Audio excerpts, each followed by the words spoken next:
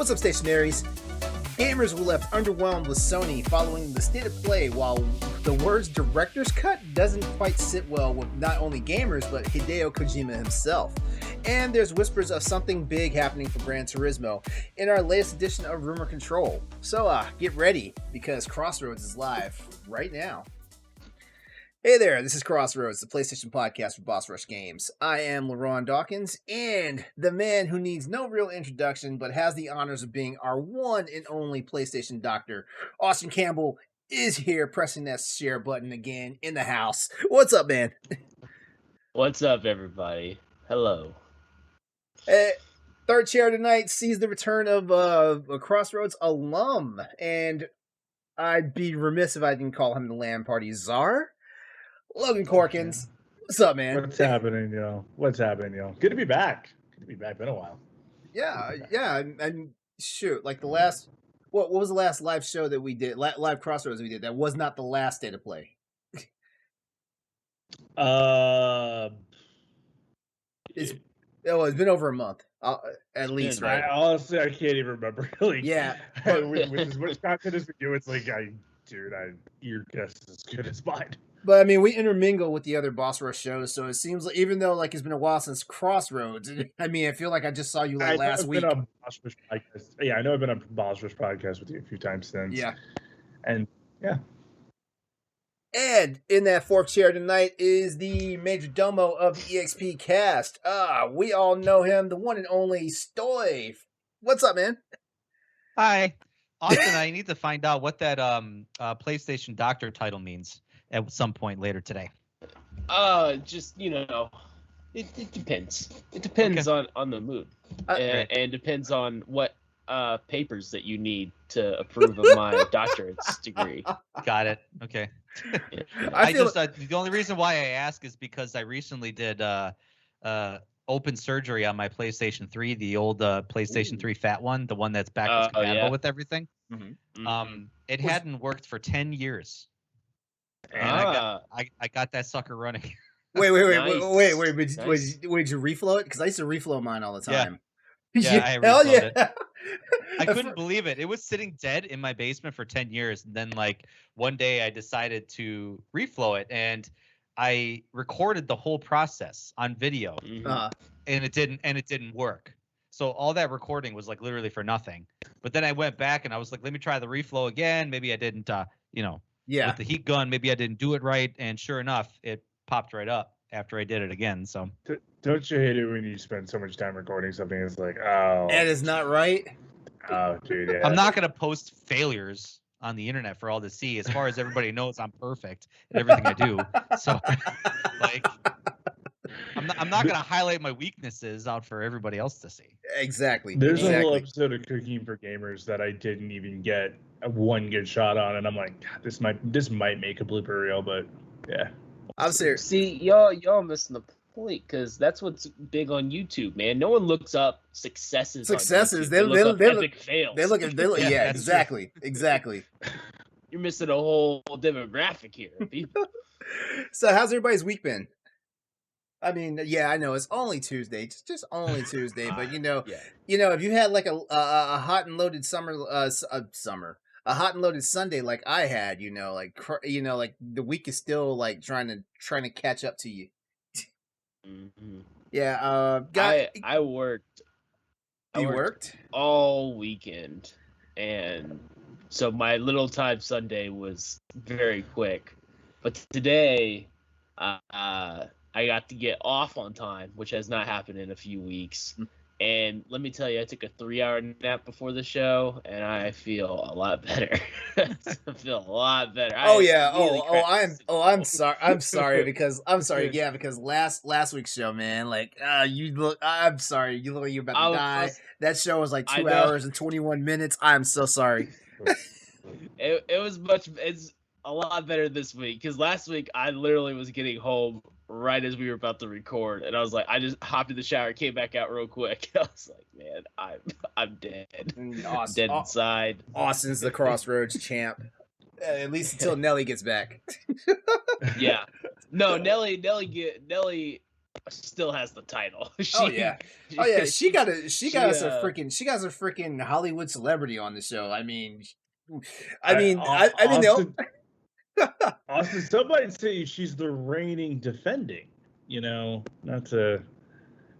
You mean like the Tampa Bay Buccaneers? You mean like the Tampa Bay Buccaneers who beat the Kansas City Chiefs in the last Super Bowl? Oh no! Yeah, that's no! Great. That's great. That's fair. That's fair. That's fair. That's fair. Now I was gonna say that Nelly's like the you know that WWE thing, the 52-week belt thing. You talking about the hardcore? You talking about the hardcore belt? The hardcore belt. No, yeah, the 52-week belt. The hardcore title doesn't exist anymore. Oh, it doesn't. The 24/7 title does exist. So okay, maybe. Yeah, the 52-week belt, the 365-day belt, or whatever it's called. So yeah, Nelly pretty much has that at all times. She does. She totally has that. Yeah, yeah. I mean, the only way we're gonna beat her is to get Beyonce on the show or something awesome. That's the only way we're gonna be able to beat her. No, LeRon, what you gotta do is you gotta get Ashley Birch. You get Ashley Birch, you own Boss Rush. Like I think we just win. We just win on your account. You just win on everybody's, man. I mean, because if you don't like Ashley Birch, what's wrong with you? She's like the Florence Pugh of gaming. I want to get people on this show that know nothing about PlayStation and just talk about PlayStation with them. And you just clobber them over the head with it. Yes. I want to get Hugh Laurie. I want to get Hugh Laurie on this show. God, that's who I'm going for. Okay.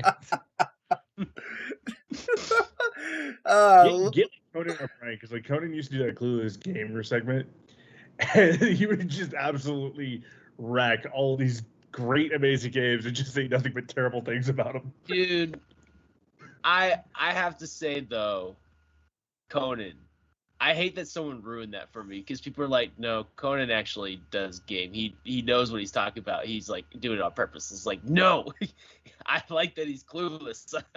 Don't tell me the truth. Stoy, how you ruined the magic for me? Yeah. Stoy, how's your week going so far? I was actually supposed to be completely somewhere in a different part of Wisconsin right now, but my vacation ended abruptly, so here I am. Are you willing to dish out the details, or is this something that No. goes with you to the grave? No, it's just I don't feel like talking about it, so I'm just gonna drink. I don't know if this gets into the details. America's but classic. Do you go in Wisconsin that's different than other places of Wisconsin? The north. You see what she said. You see them all. Let me tell you what. Okay, let me give you a lesson on Wisconsin. The south part of Wisconsin, pretty boring. North part, all trees. Literally, all trees, all lakes. So yeah, depending on what you consider boring, but there's a lot more to do up there. Especially toward Lake Superior side, and then there's the Upper Peninsula. I was just on the Upper Peninsula last weekend during 4th of July, and it depends if you like looking at trees. So Canada. Yeah. How's the maple syrup? Yeah. Well, let me tell you, when you go past where you go past Appleton, every house has a sign that says maple syrup for sale. So I think Canada actually starts a little bit at the halfway mark of where Wisconsin is. So like, are you though in the north part where you at least get Tim Hortons? No. We're in. I'm in Milwaukee. So yeah. At least you got the Brewers. They're good. Yeah, and we got as Zumi said in the chat, Aaron Rodgers drama. Is he showing up? Is he coming to practice? Has he even said he's coming back? Who knows? We don't know. Oh my God! They're in the finals. We have that. Finals. We have that to kind of placate us until all of a sudden, after we win the championship, like all of a sudden, okay, now back to Aaron Rodgers drama. Are you going to go to that parade? Are you going to go to the Bucks parade when they win the finals? Oh yeah, absolutely. See. Okay. We have after we built the Fiserv Forum, we built the Deer District, which is this big open forum of just like drunk 20-year-olds that just like bomb a screen. And I mean, it's a good place to get stabbed or get broken glass like shattered over your head. So I don't know if I want to wear a hard hat. Yeah, wear a hard hat and bring a friend with you. Don't go by yourself. Jesus Christ. No, we literally call it the Deer District because we like names like that. So Dang. Do you do deer calls? Is that how you signal the waiter that you need a beer? no, So- but Does I- anyone ever stab anyone with antlers? Like, is that a tool that people use? They use like an antler. They just start clawing people. yeah, because plausible deniability. Well, sir, why would I stab him with a set of antlers? Who does that? It's just far south enough where they don't say sorry after they stab somebody. Like the Canada mannerisms don't. No, like I said, the Translate. Canada is just a little bit past Appleton. That's where Canada starts. So that's where you go. Oops, sorry there. Oh, sorry there. Sorry there, buddy.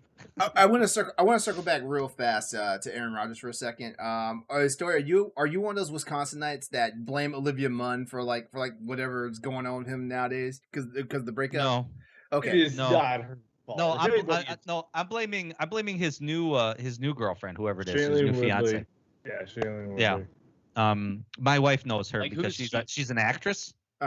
Yeah, she was in Maze Runner and she was in Fault in Our Stars. Yeah, that was it. Yeah. Wait, When athletes fall in love, she was the young chick. Yeah, she was the girl in Fault in Our Stars. Yeah, Oh, she was okay. like the lead chick. Wait, how a lot of people blame Tom Brady that one year on Gretchen, his wife. That one year that all of a sudden he started dating her, and then all of a sudden he just kind of tanked. When athletes fall in love, their brains are somewhere else. So And then he's when in they- love. I get it. I respect it. He wants to move to Hawaii with her. He keeps saying that, and start a Yeah. family. But I think it's he like, really why wants he to ain't be got a the football Bader. team?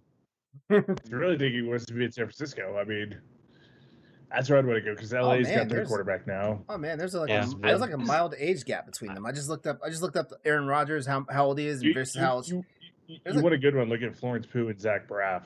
Mhm. 21 years between those two. Say what? Yeah, I just heard about that.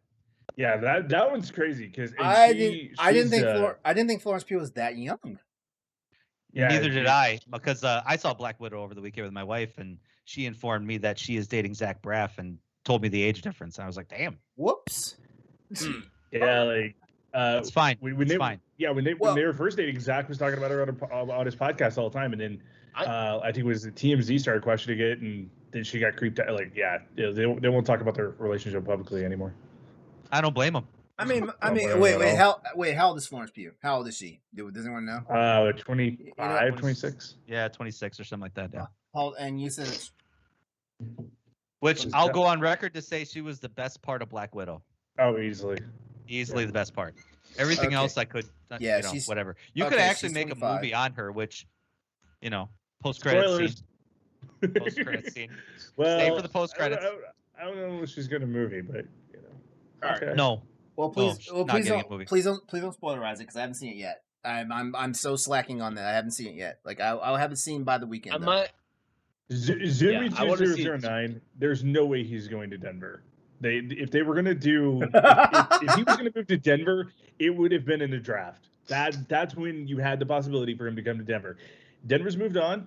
For some Screw reason, that, they moved Zoomy. up Drew Lock and said he's their quarterback, which I'm Nah. a Mizzou fan, and even Nah, I send think Drew him, Lock's nah, not. believe send, in nah, it. nah, I think, send him to New England. I think He's- Denver's gonna get him next year. he's staying in It's Green gonna Bay. Okay, the leadership is gonna give him what he wants because he wants that Tom Brady power. When Tom Brady came to Tampa Bay, gave him a list. This is what I need. This is what I want. Aaron Rodgers wants the same thing. Aaron wants that staying power, so he wants this list of people that he can actually throw the freaking ball to. So And he wants an offensive line worth a damn.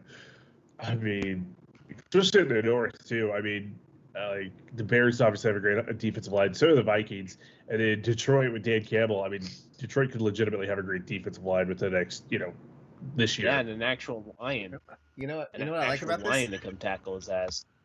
You know what I like about I this? love Like, it, like, yeah. like this segment right here is just like a crossroads variety segment right here. Like it, could, like Yeah. Austin. We've been doing this for a while now. Where like the beginning of the show is like just like variety hour, and it works. Oh yeah, you never know what you're getting on this part. Yeah. Yeah. Um, We I will don't know. I will can't eventually talk trust about Aaron PlayStation. Rodgers, though. Yeah, I can't trust Aaron Rodgers though. I don't know how you upgrade from Olivia Munn. I don't know how True. you I mean, You gotta go- granted, you he should did upgrade go when really he young. started dating Olivia Munn because he was with Danica Yeah. Patrick before. He was that. Danica Patrick. yeah. Yeah. Yeah. I mean, GoDaddy.com doesn't have any money, man. I mean, let me tell you. I can say this. My wife has met Danica Patrick, and she said she was not happy with her. she Danica did Patrick not is like not Danica happy in Patrick. general. Yeah. She's not happy in Yeah. general.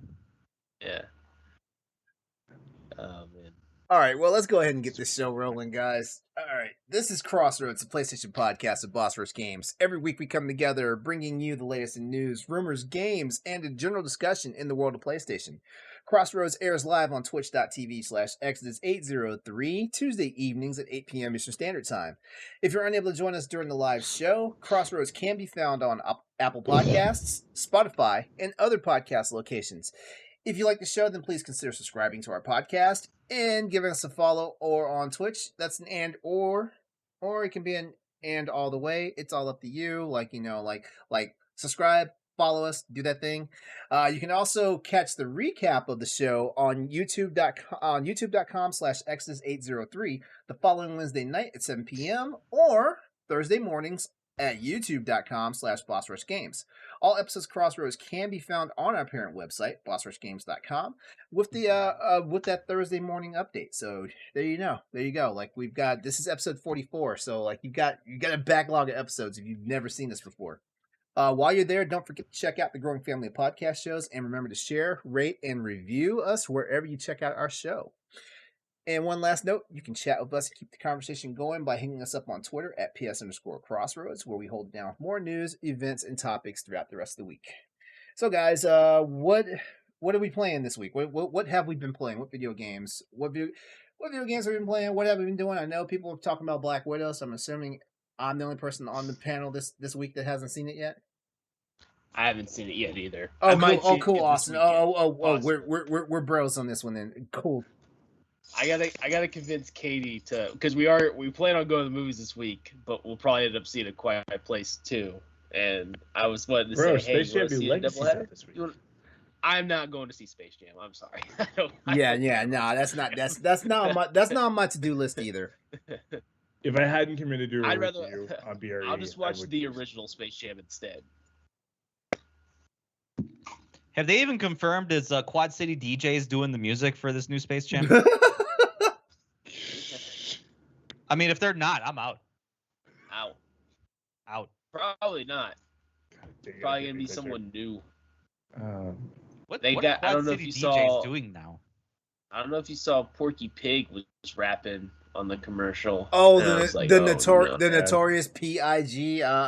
Like Yeah, I that's saw bad. Twitter lose his damn mind on that one. They're Yeah. because they were like this is appropriation, and I'm like, I don't know if it's technically appropriation, but it's something. It's not good. Whatever it is.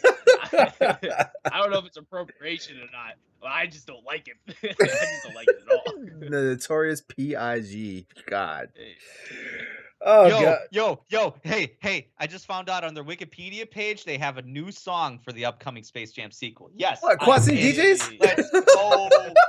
Let's go. All right, you know what? I'm gonna dust off some of that old hip language, and this song better be crunk. That's all I'm gonna say. Oh, dude, It's called Brand New Jam. That's what it's called. Brand New it's Jam. It's available on Spotify. Uh-oh. It is? Okay. Got alright. to preview this. I'm gonna have to mute this microphone so I can listen to it. Yeah. Don't give me DCMA'd. Yeah, I don't want you to do that. Hey, Logan, what games you been playing this week? So I had a fun. So the writers' room, we did a giveaway, and I got a $50 gift card to PlayStation, and so I spent $10 on The Crew 2.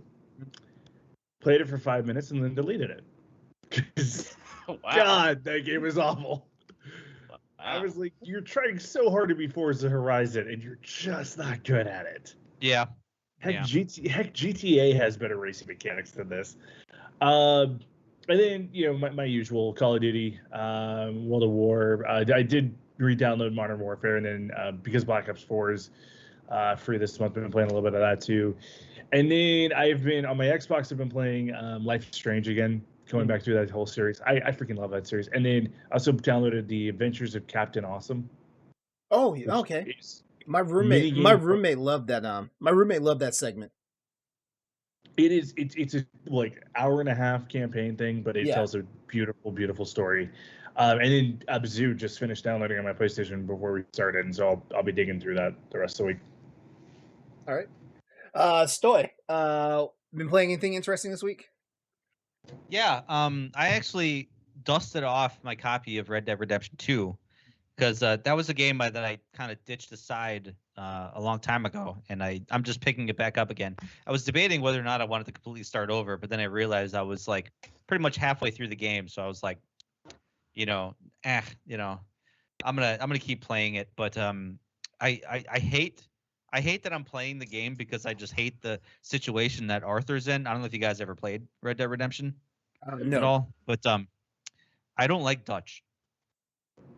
And the fact that my character just keeps following this doofus is just I'm like, come on, man, like just leave.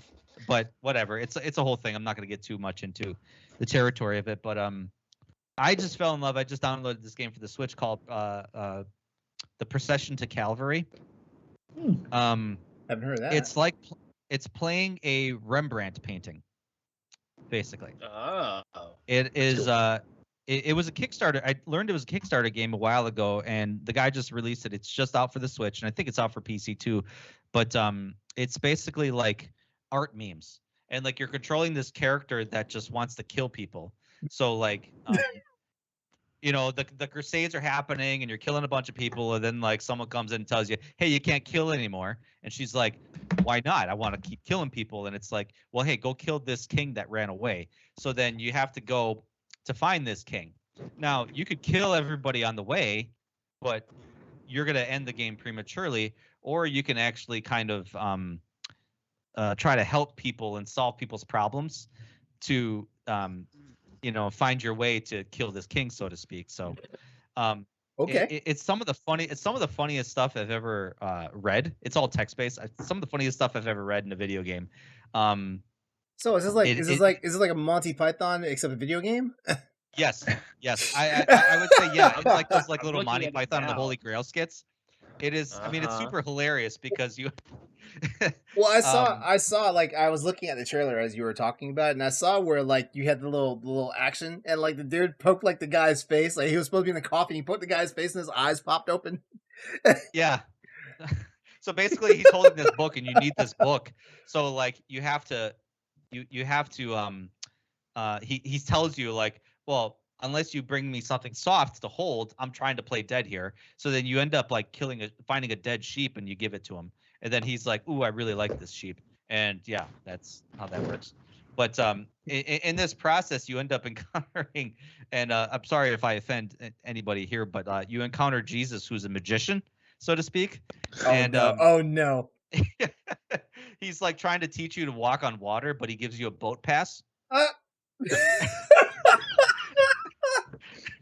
And he's like, that's how you walk on water. What, you think I could just walk on water? Come on, get out of here. Okay. There's a bunch of Baptists freaking out right now. I may have to pick this game up. Yeah, no, it's it's hilarious. I'm looking at it. What are you playing it on, Stoy? I'm playing it on the Switch, actually. On the Switch. But like I said, I didn't realize this because I was, in order for me to actually advance, I was like, how am I supposed to advance? And you kind of have to do some digging and talking to people and stuff like that. Or like, say for example, like you have to take this boat across this river, but the boatsman doesn't have any oars. So he tells you, okay, this guy who just lost his leg in the war is using my oars as crutches. So get the oars from him. So I go talk to the guy who's walking around with crutches, the oars, and he's like, I'm not going to give them to you. And I was like, okay, well, I just killed him and took the oars and then gave them to the boatsman. I was like, no big deal. That was it. It's simple. This game is easy. Not realizing that every person you kill kind of, it adds up. So like the guy with the boat, he's like, I'm not going to let you cross this river until you give me a boat pass. Well, at the beginning of the game, I was like, well, screw you. I just killed him and took the boat myself across the river. And I'm like, wow, this game is easy. Eh. Oh, Jesus Christ. Don't go around killing everybody. Okay. I mean, that sounds there like are rules against it. that sounds like real life, though. Don't go around killing everybody. Yeah, I mean that's a general rule. Just general. just people that mildly annoy you. Just those people. Yeah. Yeah. And just help. If they're in your way, just get them out of the way. Mhm. And if that's by murder, then that's how it has to go. It's amazing, Austin. I haven't killed each other yet. Then. Oh yeah, for sure. But no, honestly, like there's tons of like kind of tongue-in-cheek humor. There's like fourth wall break stuff, and all of it's hilarious. I haven't laughed like that in a video game in a while, actually. So it was a lot of fun. Logan, what you been playing this week? I already went. Oh, that's right. You did already go. Yeah, Logan you did already go. I need to take notes. Austin, what's been in your video game systems this week? So I've been playing Ratchet and Clank, of course. Right. Very excited about the game. I just beat the Seekerpede for the first time, possibly. I don't know if it comes back, but I did beat the Seekerpede in that, and I love that. I love that boss fight. I'm really liking Rivet a lot more than I thought I would, because I wasn't sure what I was getting with Rivet. I didn't know if I was just getting female Ratchet. Am I just getting kind of Ratchet is his own thing, but I've always liked more of the world around Ratchet and Clank. But Rivet, I think, is actually I think she's a better, more interesting character already, just like with her story and stuff. So I'm really liking her a lot. I like kind of how, because when they remade the Ratchet and Clank game in 2014, they made Ratchet and Clank kind of like each other more instead of like really despise each other like they did in the original game. And this game, they kind of bring that back a little bit, where Rivet just doesn't trust her and stuff. And I like how they're kind of going back to that old style a little bit. Makes it a little more interesting. And so I've been playing that, playing Call of Duty Cold War with my friends. My friend that we all played Borderlands together finally got his PS5, so we are starting Borderlands 3 as well. I'm going to try to play that every weekend, which I'm excited because I've been wanting to play Borderlands 3 for a while, but we couldn't all get on. And it was like, wait, we're going to wait till we all get PS5 so we can play 120. And it was just like, come on, my last friend needs to get this PS5 so we can all play. So it's finally happened. And so, and then playing Mario Golf on Switch. I like it. I'm liking it a little more than I was last week. I'm liking all the kind of new stuff that they're putting into it. I'm just mostly playing career mode though, so upgrading my character and stuff like that. And yeah, I think that's about it. I haven't played anything on my Xbox this week. Speaking of Xboxes, I think I'm finally making the commitment to get either a Series S or a Series X. I think I'm making that commitment. I'm definitely getting one. Join us. I'm just trying to figure out. I'm just trying to figure out. Am I gonna be a cheap ass and get the Series S, or am I gonna just go whole hog and get the X? You're gonna regret it if you get the Series S. That's the way I feel. That's the way I feel. My only problem is like I have a gaming PC, so like all the Game Pass stuff, like I'm probably gonna play it on the PC. Like I have ulterior motives for why I want to get a Series X. Mainly it's to play some of the old Xbox stuff that just never came to like any other platform. I'm looking at you, Jet Set Radio Future. You know, and then you know, kind of just stuff like that. But anyway, like This week now my PlayStation is pissed at me. My PS5 is pissed at me because like I didn't even turn it on this week. This week was a whole bunch of Switch games, including Monster Hunter Stories 2, which came out on Friday officially. I've been sinking a lot of time into that. As a matter of fact, it's been eating up all my gaming time. But I did also manage to play a couple other games on Switch. Also, you remember when I was talking about that game Foregone? Oh yeah, you Yeah. just jump randomly back into that one. Yeah. The cool thing about it was, unlike most other games where like I play for like a good long minute and then I stop and then come back to them like months later, I didn't have any problem jumping back into this one because it was basically simplified. As a matter of fact, what I've noticed is because the other game on the Switch that I also jumped back into and played for a little bit was Hades. I think I've noticed something.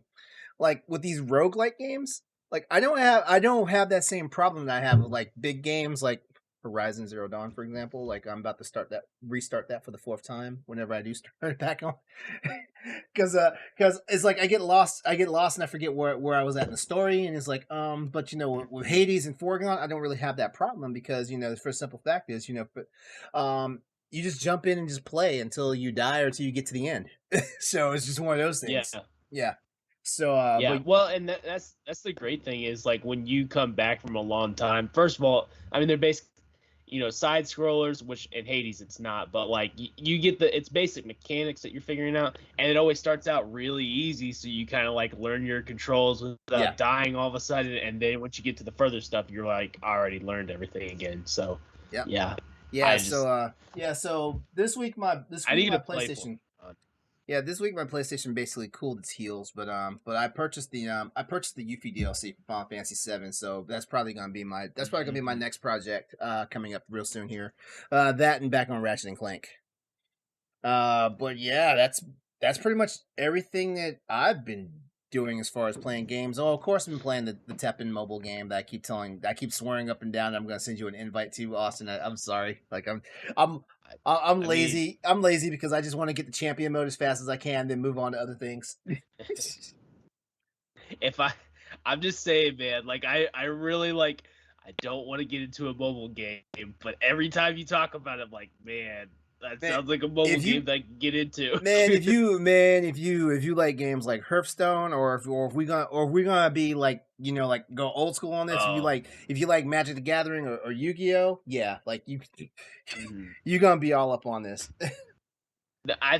If I remember correctly, I think the last card. I mean, I really got into Hearthstone, but I remember when Duel Links came out, the Yu-Gi-Oh! Duel Links came out. Yeah. Me and my friends were playing that all the time. It was insane. Yeah, I'll eventually send you a link to it. As a matter of fact, if you can remind me, I'll send you a link sooner than later.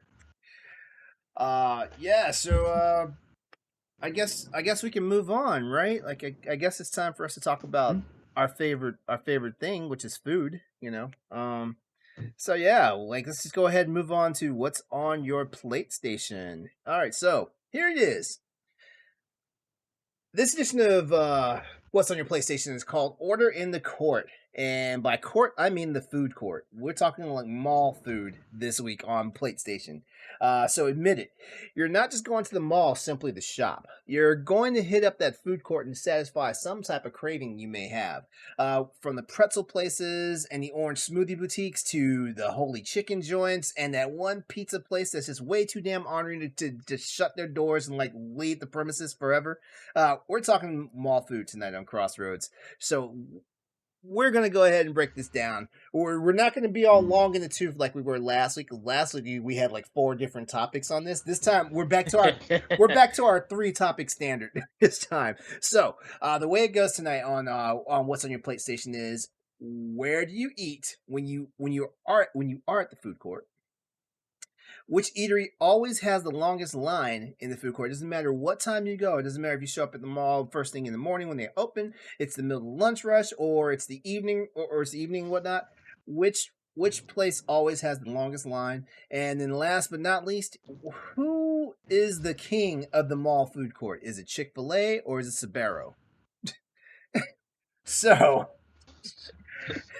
So guys, let's go ahead and get this started. All right, Austin, we'll let you go first.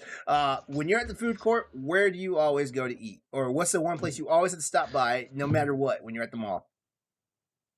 So there's a huge debate in the Tulsa area about whether you like the Chinese gourmet place in the food court or whether you like Nori Japan. And let me tell you, it gets heated. It gets heated between these two places. I prefer I prefer Chinese gourmet. It is better. I feel it's better. I think the best Japanese place we had was at the mall that's like completely shut down, and I'm pretty sure drug deals are only done in that place to keep it afloat. Oh my god. So I think Chinese gourmet is better.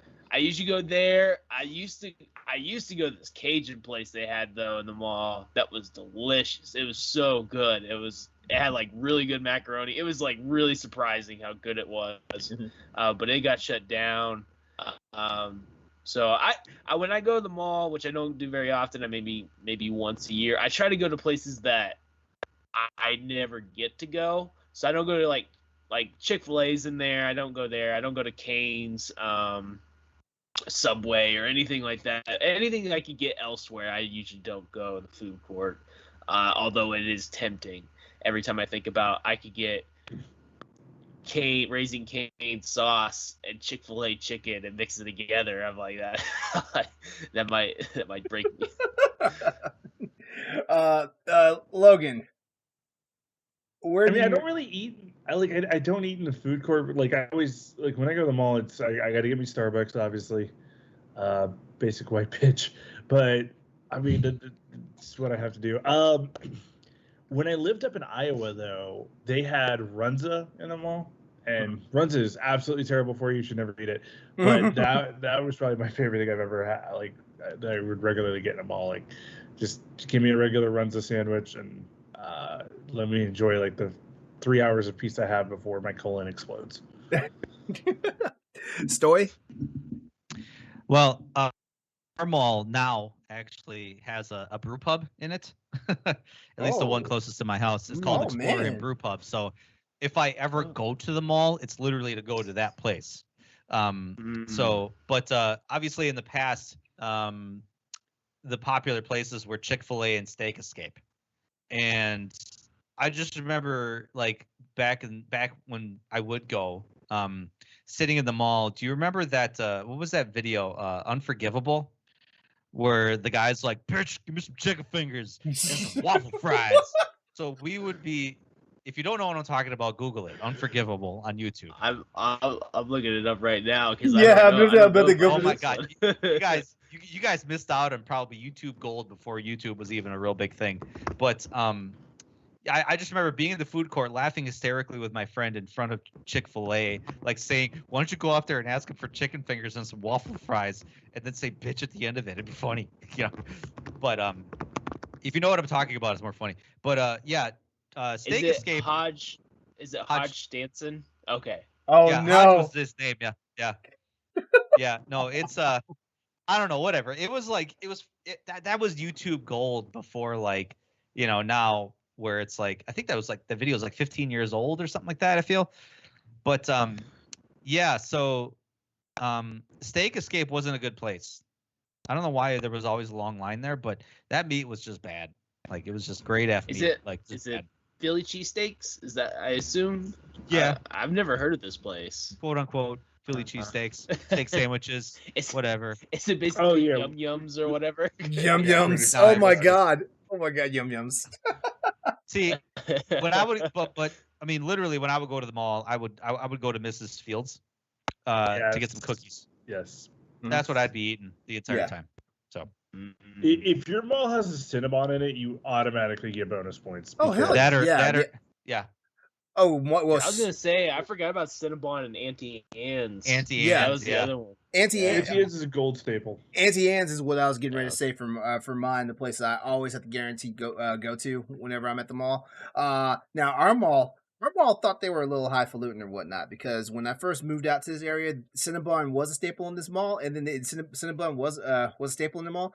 Then they let them go. They disappeared. So Cinnabon was not in the mall for like over a decade. And then recently, I want to say the year before COVID, Cinnabon came back to the mall, and that place, and they put it on the opposite end of the mall. It wasn't actually in the food court. They put it on the opposite end of the mall, like close to where Dick's Sporting Goods is at in the mall. And trust me, man, like all of a sudden that parking lot on the same side of the mall where the Chipotle and all the and Dick's Sporting Goods is at, like that parking lot was packed for months. Oh, dude. Yeah, All You Son also of get the Bud. bonus points if your mall has a Dunkin' Donuts in it. Like I don't know why, but I have never man, seen a just Dunkin' Donuts in a mall. I have never seen that. dude. I did in Florida. There's a Yeah. ton of Dunkin' Donuts everywhere. Huge in Florida. I believe that. Like the Dunkin' Donuts and Krispy Kremes are pretty popular down there. Yeah, we have a Krispy Kreme, but Dunkin' Donuts isn't around at all. I've Yeah. got both within walking distance of my apartment. It's bad. That would be bad for me. Like I'm not supposed to eat them, but I do splurge every once in a while on the Krispy Kremes, and man, what I do, I'll straight up put up a dozen donuts. Like, look, I only get this once a year. I'm eating a dozen donuts. I don't even care.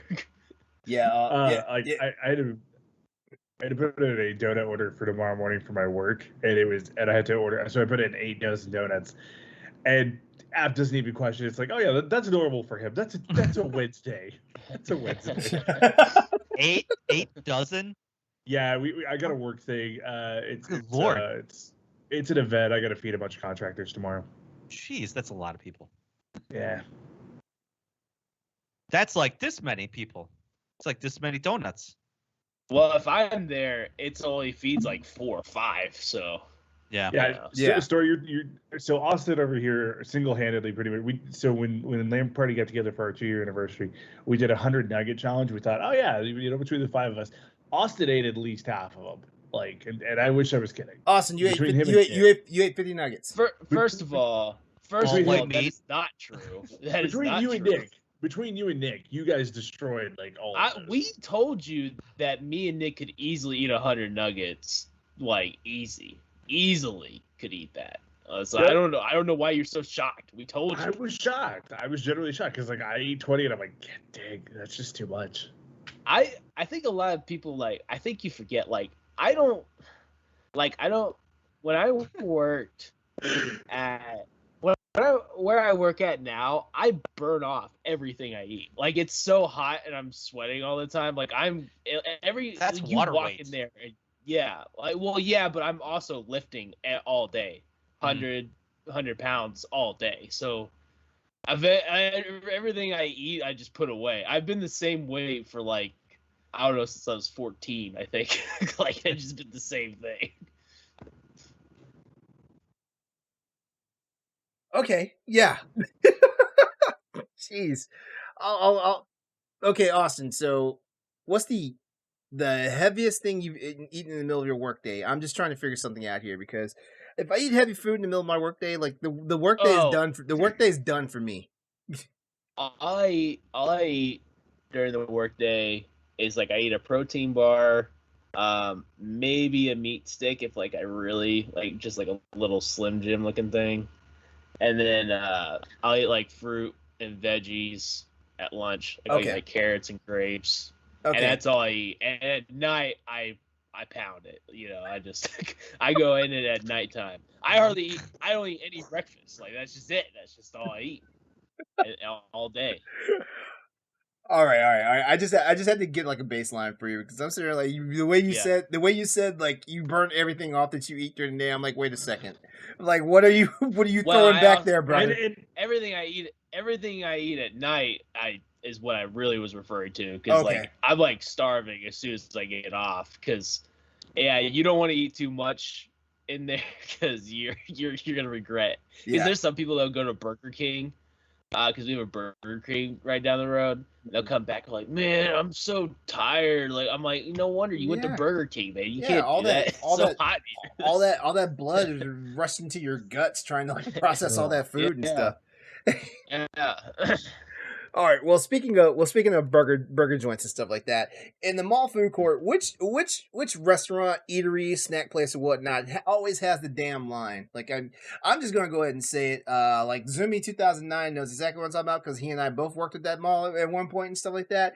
The Chick-fil-A is always freaking jumping in our mall. Always. Just imagine. But at least with Chick-fil-A, you're guaranteed to get in and out in 2 minutes. I mean, yeah. Yeah, that's the good thing about Chick-fil-A. That's why their lines are always here. They literally have 3 drive-through lines full at all times. My thing is though, here's my thing, right? Because like basically like most of the time Chick-fil-A is like made to order. So like when you get in there, you put the order in, like it's usually ready in a couple of minutes, right? My whole thing. No, it is not made to order. Used to work there. It is not made to order. Oh really? Okay. Slightest. Because good, I was about to say how are people not catching salmonella with all that damn chicken? I will say this though. We used to work there. I worked there 3 days, like total 12 hours. It was not pleasant.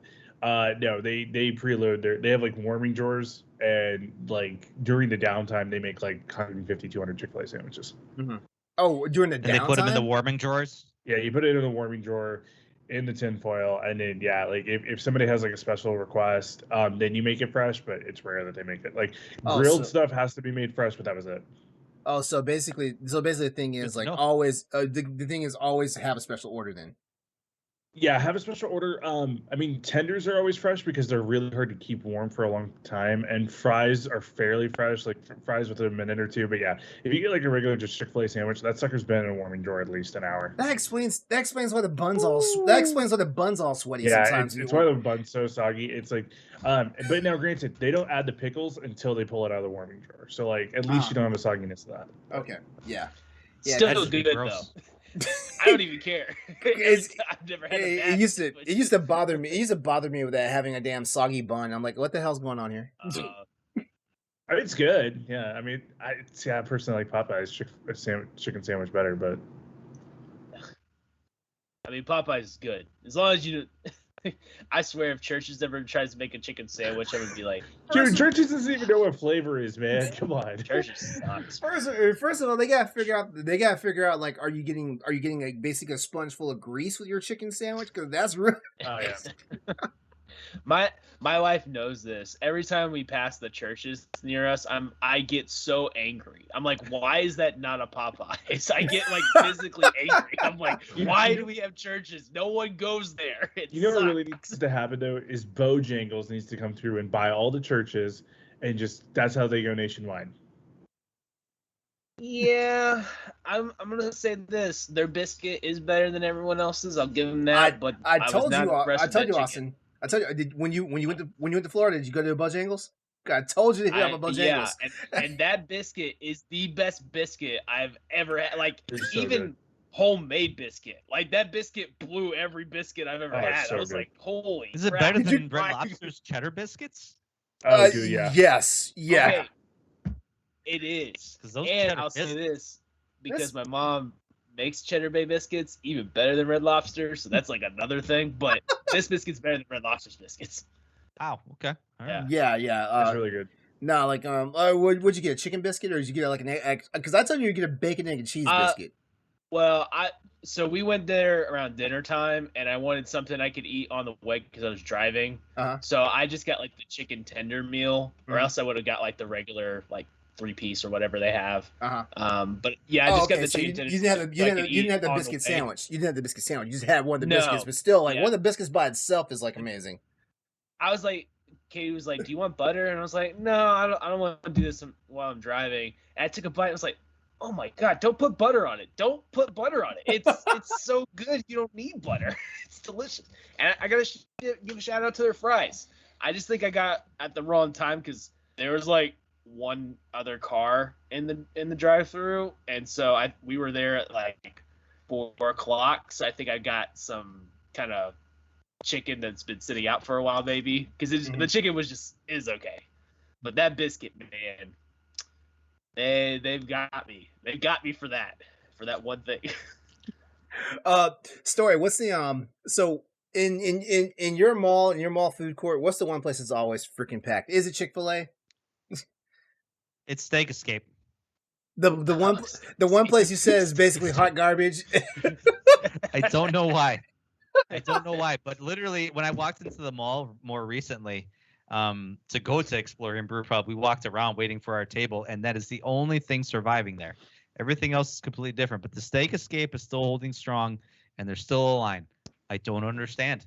It's like, why do people go to Taco Bell? I guess they love the diarrhea, I guess. I don't know. It becomes an addiction at some point, man. Yeah. Which I think place? people still go to Arby's, so. Yeah. Bro, By don't knock people, on Arby's. I mean me. Okay, By granted. people, I mean me.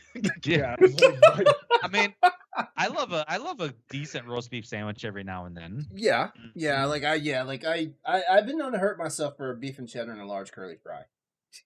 That horsey sauce, Yeah, though. Yes. exactly what Yes. Austin was like, we were getting ready to record Trash Talk a few weeks ago, and Austin was like, Austin fell asleep, didn't think about it, and so I ordered food while Josh and I were in the chat. I was like, you know what, fuck it, dude, that beef and cheddar just hit. It just hit so good. Now, granted, it's the one thing I could like eat like once a year and be like, okay, hit the craving, don't eat Arby's again for another year. Logan, what's the one place in the mall that's always jumping in the food court for your So Fritz's, which is like this. It's a weird restaurant. It's a really good restaurant, but it's a weird one because the food is delivered by a train. That place is always popping. when you say delivered by a train, you mean like Mr. Rogers' Neighborhood, like the train tracks? Yeah, thing? yeah, it's like a toy train. And Oh. it drives across. The entire, Oh, so like, they have perimeter. so they have a gimmick. Okay. Yeah, they have a gimmick, and it's a good gimmick. You order by calling, like, so there's this 80s style phone at your table. You call in your order, you explain what you want, and then like 10 minutes later, the Fritz's Railroad will start moving, and they'll drink it. Like the train will drop it off at your station, and then the elevator takes it down to the table. It's kind of cool. Okay. Food's not bad. Next time you're out that way, like, send us a video. I need to see this in action. I've heard of a sushi train, like there. Yeah, I've heard of deliver sushi trains. on the It's train really before, good, but yeah. not for anything else. Yeah. Yeah. Austin, what's the one place that's always popping in y'all's mall? It's either the Japanese place or the Chinese place. Like, it's always got a big line in it. Okay. And Chick-fil-A also, because it's Oklahoma, but those two, it's combative. Okay, so here's the question: is it always popping because like somebody's always out in the front giving out free samples, and then that's how they hook everybody in there? Okay, Yes. yeah, because All the our two Asian places in the mall also do that thing where and the crazy part is they're directly across the hall from each other in the food court. So it's one of those things like as soon as you see one person coming out there with their freaking teriyaki chicken samples, you can look right across the hall and someone else has got their plate coming out too and they're ready. And you bet your ass I make a couple of rounds through there. You know? Yeah, and they're militant with those like free samples. They'll come at you and be like, "You want a free sample?" Yeah, right. And then they'll, like, hit your face with it. It's like, dude, okay, fine, yes, I'll take a sample. Oh Let man. me set my camera up again. Yeah. Yeah, like no, but I like when sometimes when the Asian places like they're like damn the teriyaki chicken. Sometimes they'll bring out the sweet and sour chicken, so they bring the little fried chicken nuggets with the little cup of sauces. Who basically there to piss you off and basically get you in the line because you get a taste for it. So the Chinese gourmet place doesn't have orange chicken; it has pineapple chicken, and it's like it's so good. It is so good. It's like I don't know. It's not like an overly sweet flavor as you get with orange chicken. Like it's like a tamer sweet flavor, and a little more spicier. It's delicious. And when they start giving free samples, I'm like, hey, I straight up ask, can I get a couple more of those? I'm gonna buy some, so just can I have a couple extra bites while I'm waiting in this line? All right, let's go ahead and take this on home. All right, so here's a question to everybody. We always walk into a mall. We always see a Chick-fil-A and we always see a Sbarro, which is basically that pizza place. It's always in like either right smack in the middle of the food court, or it's right on the very edge, like going towards the door when you're supposed to walk out. Who's the reigning champ when it comes to those two places as far as malls go? I feel like Chick-fil-A, I see more of them, but I feel like Sbarro has the longevity. But Sbarro's a East Coast thing. Like, we don't have them here in the Midwest. Okay, so what's the no, we have them here. We got I them. don't know. So wait, Yeah, so what would it be then? Would it be the Viva Pizza? Because I've seen that place, and that basically. Nah, I don't have that either. like Kansas City, we do original pizza like Minsky's and stuff like that. Like the chains don't get in the malls and stuff like that. Y'all fancy like that? Yeah. Hmm. Yeah, we got some good pizza in Kansas City. So basically, those guys that live in like the mainstream areas, like we're just peons, basically. I mean, you don't have fat solis, man. All right. Austin, cut his mic. I've been trying to do that ever since I've met. He's been trying for 2.5 years. It is not. Now I am gonna call him. I'm gonna call him on his bullshit because there is a Sbarro in Kansas City. I'm looking it up right now. Where is there one in right Kansas now? City? It is. I can give you the number for it. I can give you the phone number if you want it. Oh, you know what? I'm about to. So you can call him up. I'm about to. It is 3200 Ameristar Drive. Oh, That's their it's in address. Ameristar. That's why, because I never go to casinos. Well, see, there you go. Oh yeah, actually, now You I know think about it, there is one in You there. know what? You know Yeah. what? You know what, Yeah. Austin? You know, Austin. We gotta give Dan this information so he finally has one over on Logan. Yeah. Because Logan's been making Dan's life miserable lately. I didn't make Dan's life miserable. Dan made Dan's life miserable. He made a bet he knew he couldn't win. You do not challenge High School Musical reviews during E3. You know I'm gonna win. You know I'm gonna win. I'm mad. You guys couldn't even take down really am BRE mad. during E3. I just gotta say, you know. Hey! At least I've joined the colors of BRE though. I've joined the colors though. You have. You've written more than Austin has, and so hey, I appreciate it. Well, yeah, I'm not on the team, so even though I'm in the Discord chat technically, so every time I get a Discord notification, it's usually because everyone is tagged in the writers team. And I'm like, scroll up. All right, got that notification off. All right, everyone. So, What's up? so Sbarro, I remember as a kid thinking it was really cool because it's like pizza by the slice, and you feel like you're getting authentic, pizza as a kid. And then when you get older, you're like, oh. You're like, oh. That's why you go to Rocky Rococo. I don't even know what you just said. Rocky Rococo? Rocky Rococo? My first time hearing of it. What? Yeah. I've never heard of this. Nah, we don't- version we of Cold Stone. We don't have this. No, Rocky Rococo makes pizza by the slice. Better than Sbarro, that's for sure. Rococo. Oh, I How do think- you even I think spell everybody's- that? ROCCO or something like that. I don't know, whatever. Oh, okay. I think Yeah. I think everybody makes better pizza than I feel like Totino's makes better pizza than freaking Sbarro. That's pretty harsh. That's pretty harsh. bold I don't know about that. Okay, Bold here's what I'm statement. gonna say. Unless you're Detroit style, don't be a square pizza. Like square pizza, if it's Detroit style and you got the crispy edge along the entire thick outside. Man, I cannot do it. I can't do the square pizzas like Rocky Rococo here. I mean, it looks good. It looks really good. That's about as good of a square pizza as you're gonna get here in my state. So, Yeah. besides going to actual pizza restaurants. You mean it beats the Little Caesars bacon wrapped square pizza, the deep dish square bacon wrapped pizza? I'm sorry. I I don't will, know I'm what Little sorry. Caesars is doing. I'm sorry. I will eat Sbarro pizza until I die before I have one slice of Little Caesars anything. Yeah. How many heart attacks do you think Little Caesars is responsible for just for the bacon wrapped deep dish? Oh man, Let's look at it this way. That's the question. I like Little Caesars. I don't hate Little Caesars. Oh God. I remember when It's Pizza Hut back in the pizza, day. man. I have to be in the mood for Little Caesars because there was a church that I interned for when I was a teenager, and the pastor I worked with would always order Little Caesars at least twice a week. I mean, that's just the church given. Like, if you work at a church, you're gonna have to eat a lot of pizza. And I got so sick of it. I'm like there was 3 years where I didn't eat pizza at all because I was so tired of that. And I also didn't eat McDoubles for a long time too because he'd always order McDoubles at McDonald's. Oh darn. God. Yeah.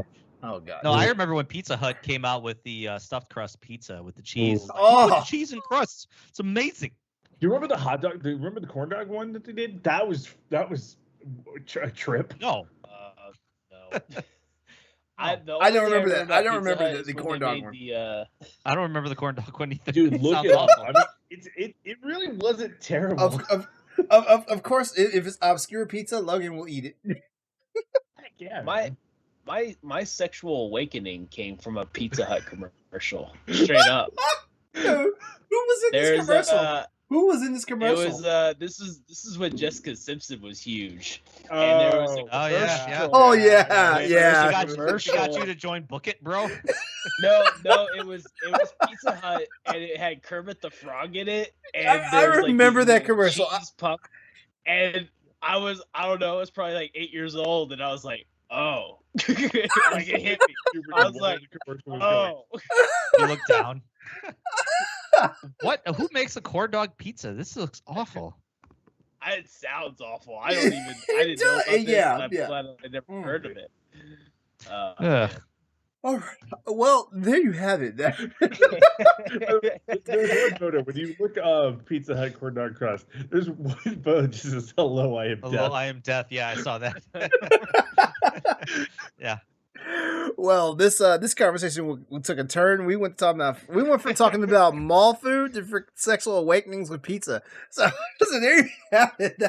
That's another. That's about how the average LAN Party episode goes. Yeah. That's another wonderful edition of What's on Your Plate Station. So hit us up over at Twitter at PS_Crossroads. Tell us about your favorite mall food, what you like to hit up, and everything like that. And we're gonna move on because it's time for the news and events for tonight. So are you? Do you guys actually remember that Game Boy commercial way back in the day?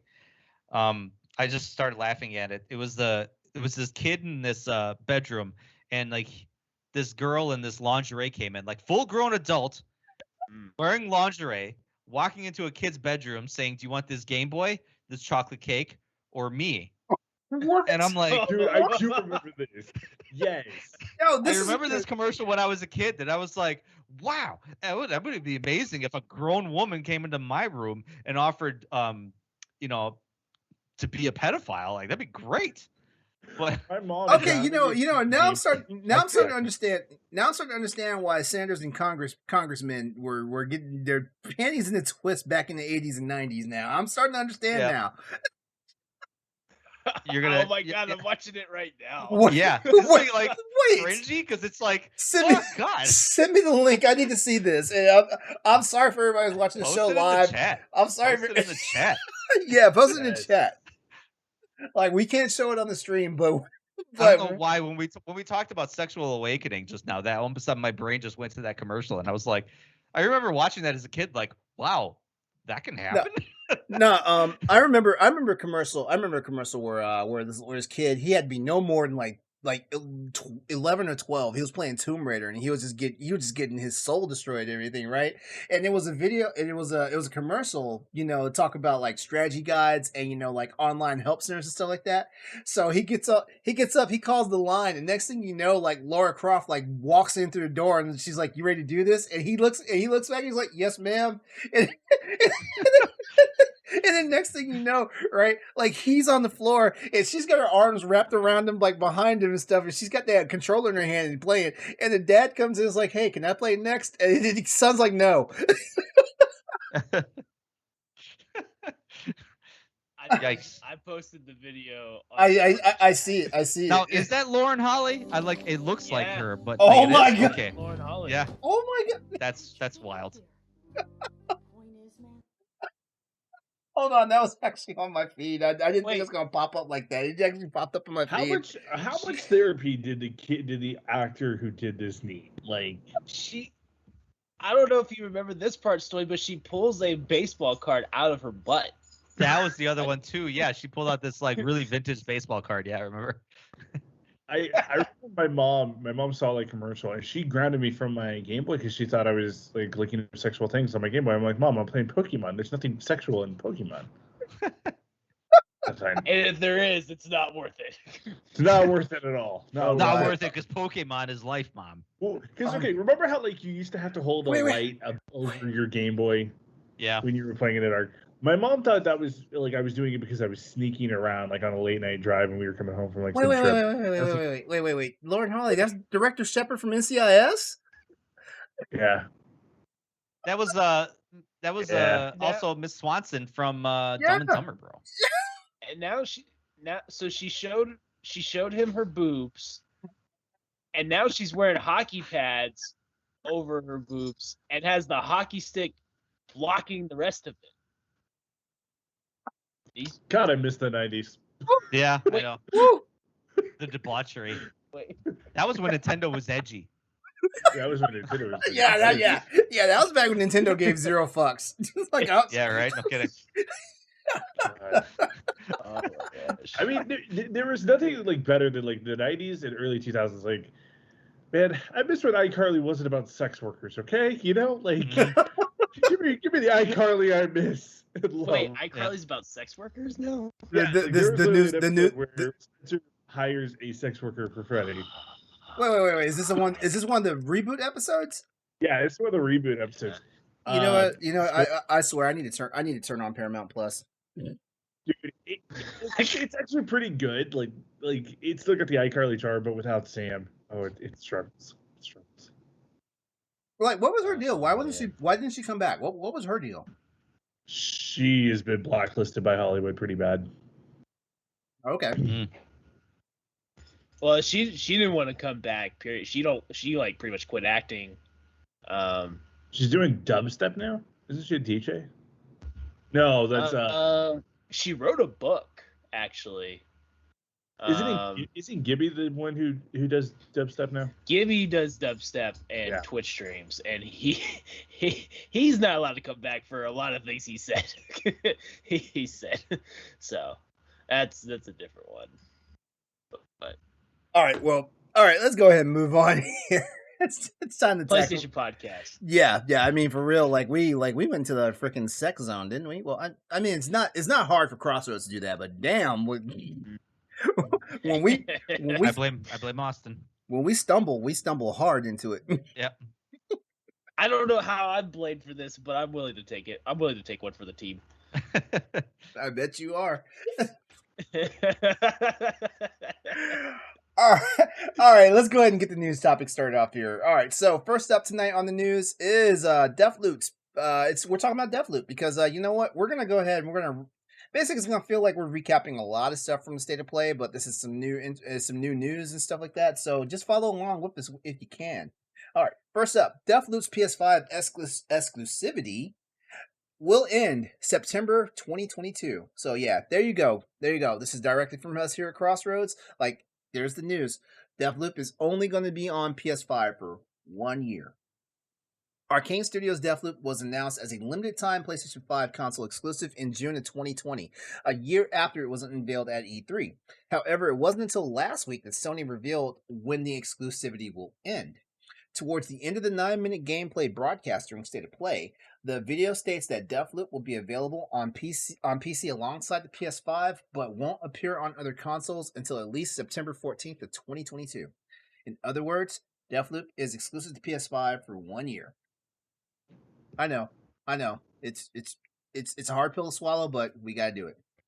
Following Microsoft's acquisition of ZeniMax Suck Media, it up, PlayStation nerds. Yeah, for real. We knew we weren't gonna get this exclusive for that long. Come on, it's Bethesda. We knew it was gonna happen. Yep. For real. I'm just happy we're getting it at all. Exactly. Yeah, for real. Yeah. Following Microsoft's acquisition of ZeniMax Media, many assumed that Deathloop, as well as Ghostwire Tokyo, were no longer timed exclusives for PS5. However, legal contracts, are a thing, and Microsoft is bound to honor them.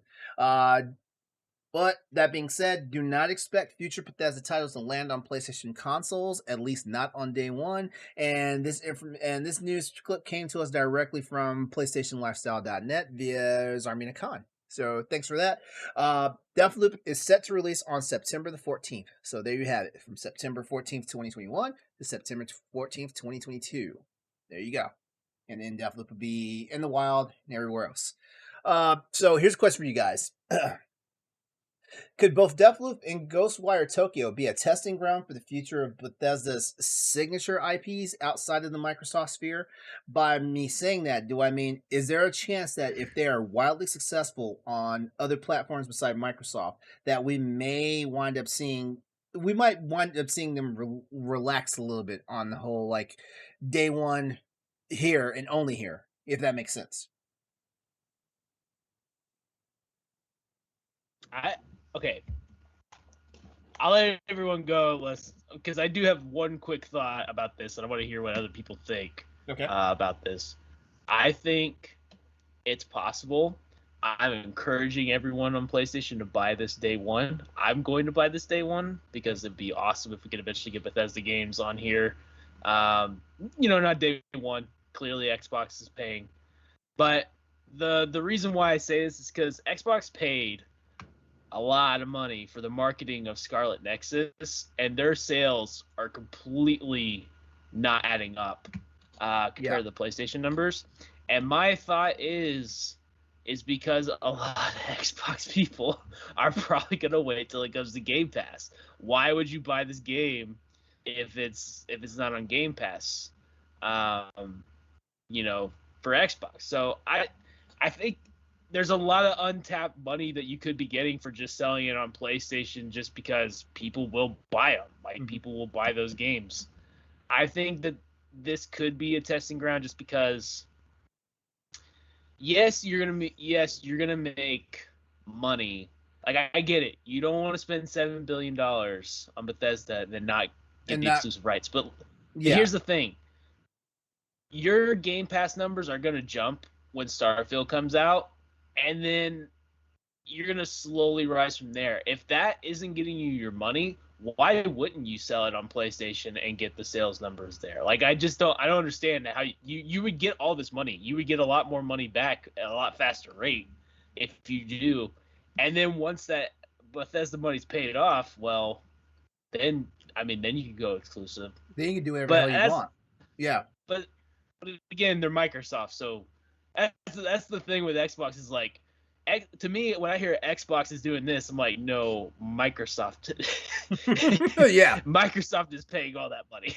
Like, you can't tell me that they already paid this Bethesda deal off, or that Xbox alone could have made this deal happen. It was definitely Microsoft investing a lot of money in the gaming sphere because they know it's huge. It's bigger than it's ever been. So, And at some point there too, Microsoft's going to have some income come in to help pay for Game Pass, because Game Pass it's a really great business idea, and it's a great way to keep users in the Microsoft sphere. But you also have to make a little bit more money to keep Microsoft happy, just in general.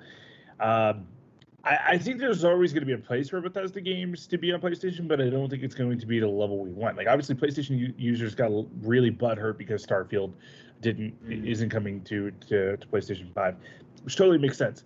But, like, if Elder Scrolls 6 doesn't come, that's the one where I think, like, it's interesting, because you can make a ton of money. Think about how much money they made out of Skyrim alone on PlayStation. Yeah. Like, there's always going to be a place for Bethesda games within the PlayStation sphere. Time exclusives, I don't think will happen after these two. I think it's going to be, you're going to get exclusive on Xbox for like 3 or 4 months, and then it'll come to PlayStation. And when it comes to PlayStation, that's when it'll go to that's when it'll be Game Pass as well.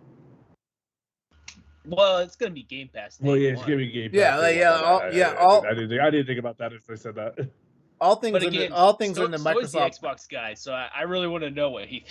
I really want to know what he thinks. Yeah, hang on. All I gotta say is, why would Sony release a game on their platform that would make their main competitor money?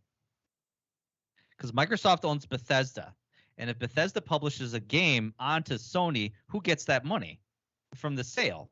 Sony's not getting. I mean, Sony's getting a portion of it, but keep in mind that obviously Microsoft owns Bethesda, so any game Bethesda sells, Microsoft gets a cut. So I would see Sony. I would see Sony like basically putting the block on it to say, we're not going to sell your game on our system because I have to highly disagree, just because where there's money, PlayStation will get their cut, even if it's a small. Because I mean, they're not cutting off Minecraft. They're not cutting off, the Minecraft dungeons.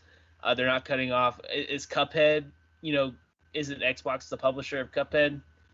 So I feel like they would sell, because I mean they get their whatever 20% cut or whatever it is that they make from third party. I suppose feel like they would sell systems regardless. Yeah. Yeah. So I mean, I don't think that would be. It would be more like, is the is the attractiveness. I can go to Xbox and pay $15 or $10 a month or whatever it is for game. I don't even know. I pay for Game Pass. I don't even know what I'm paying. To be quite honest. You're paying $10 a month. I'm getting this game. Unless you got Ultimate. This game day one. Right. So I'm paying $10 a month and I'm getting this day one.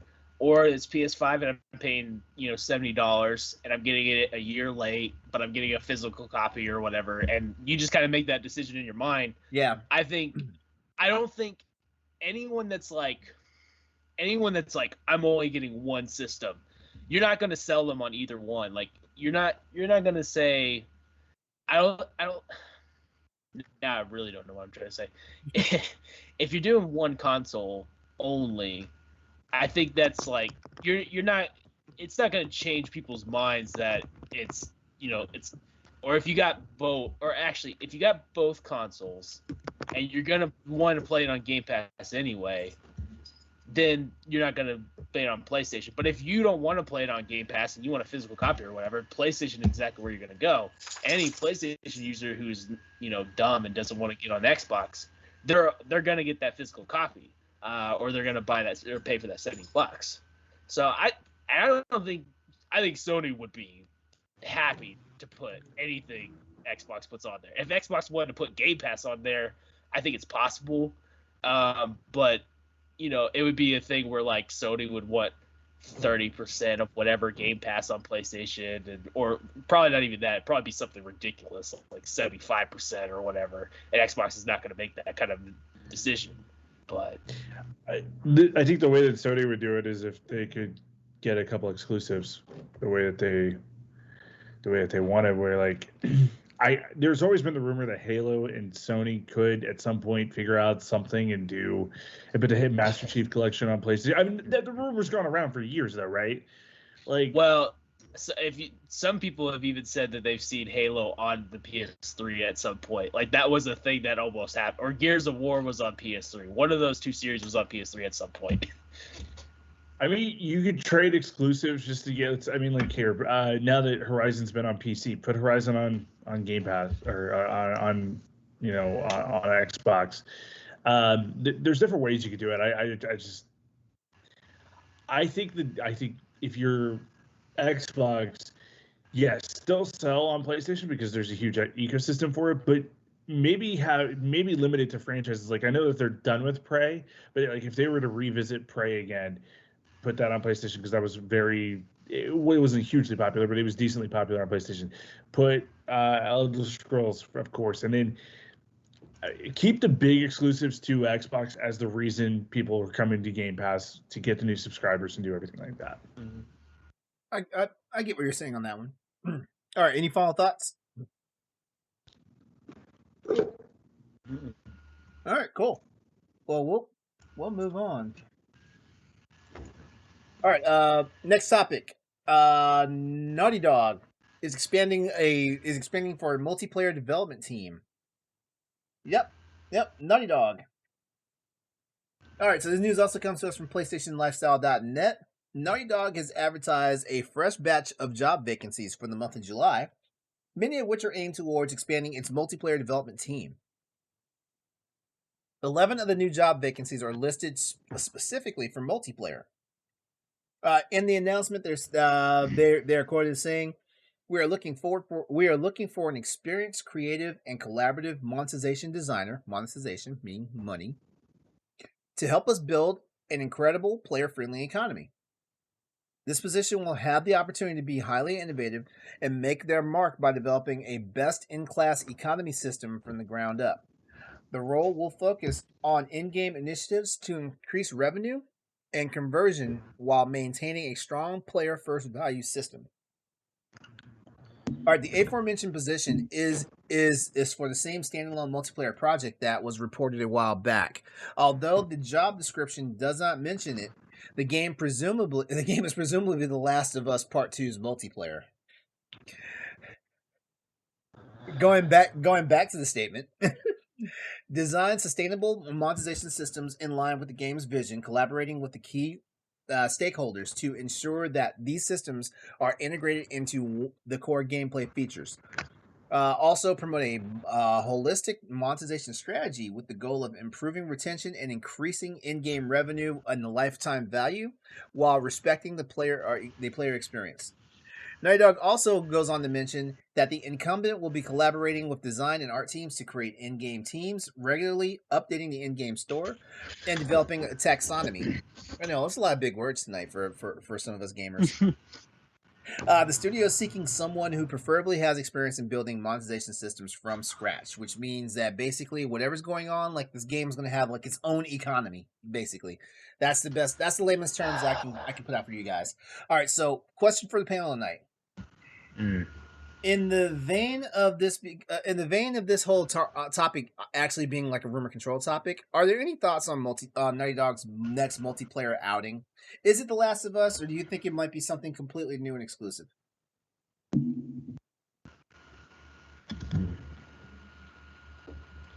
Well, it's definitely factions.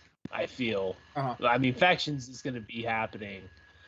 I just wonder. This starts to scream out: Is Naughty Dog making a battle royale game? is that something that's going to happen? That's what it sounds like to me. Yeah, and that scares me a little bit. That makes me not excited about it, to be quite honest. Uh-huh. Oh, and then we talked about it before about survival games. Maybe this is gonna be like a Rust type game where you got different clans of people that maybe like some people are fireflies and some people are survivors and some people are the cannibal people from the first one. Maybe I mean who knows? I don't know. I don't know. I guess I was thinking the same thing. This sounds just like battle royale stuff, and that doesn't make me excited at all. Right. For me personally. Yeah, for me, I feel like it's too early to tell. Like, I mean, like I feel like stuff like this. Like, we made a topic on this show called Rumor Control for specific reasons, and one of the main reasons is like sometimes like some of the stuff just seems way too far fetched, or there's too little information for us to make like any like real like decisions or have any looks on it. So yeah, like I feel like it's too early to tell. Like, I don't know what the hell's going on. Like, it could be some part of The Last of Us, or it could be something brand new. I wouldn't be surprised, if all of a sudden it seems like really late for them to come up with The Last of Us 2 multiplayer mode, especially if they start hiring for the position right now. So this leads me to believe that this is a new game that they're making. Maybe it could be a side project while they're working on their next big AAA budget title. So, do you think this could be like maybe they are going to come out with factions like Call of Duty has a multiplayer, but then they are going to have a separate setting, which would be like Call of Duty has Warzone and Naughty Dog has that, whatever. Because Warzone transitioned from, Black Ops 4 and then Cold War.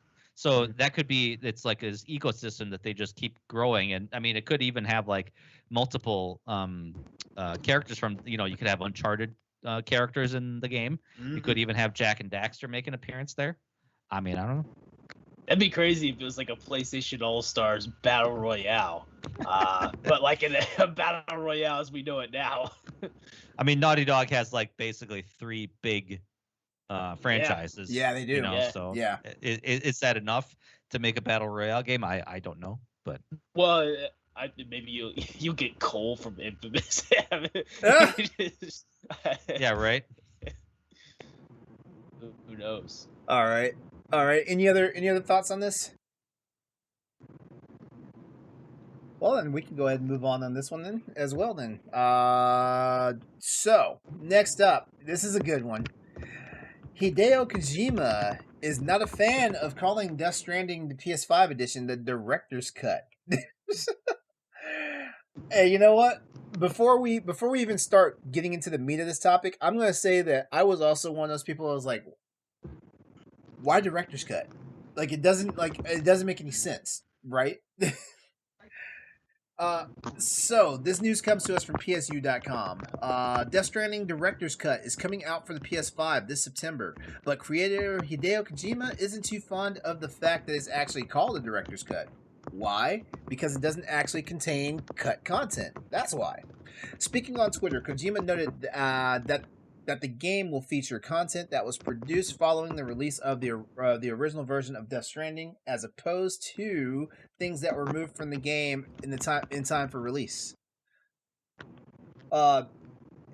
Quote: a director's cut in a movie is an additional edit to a shortened version that was either released reluctantly because the director did not have the right to edit it, or because the running time had to be shortened.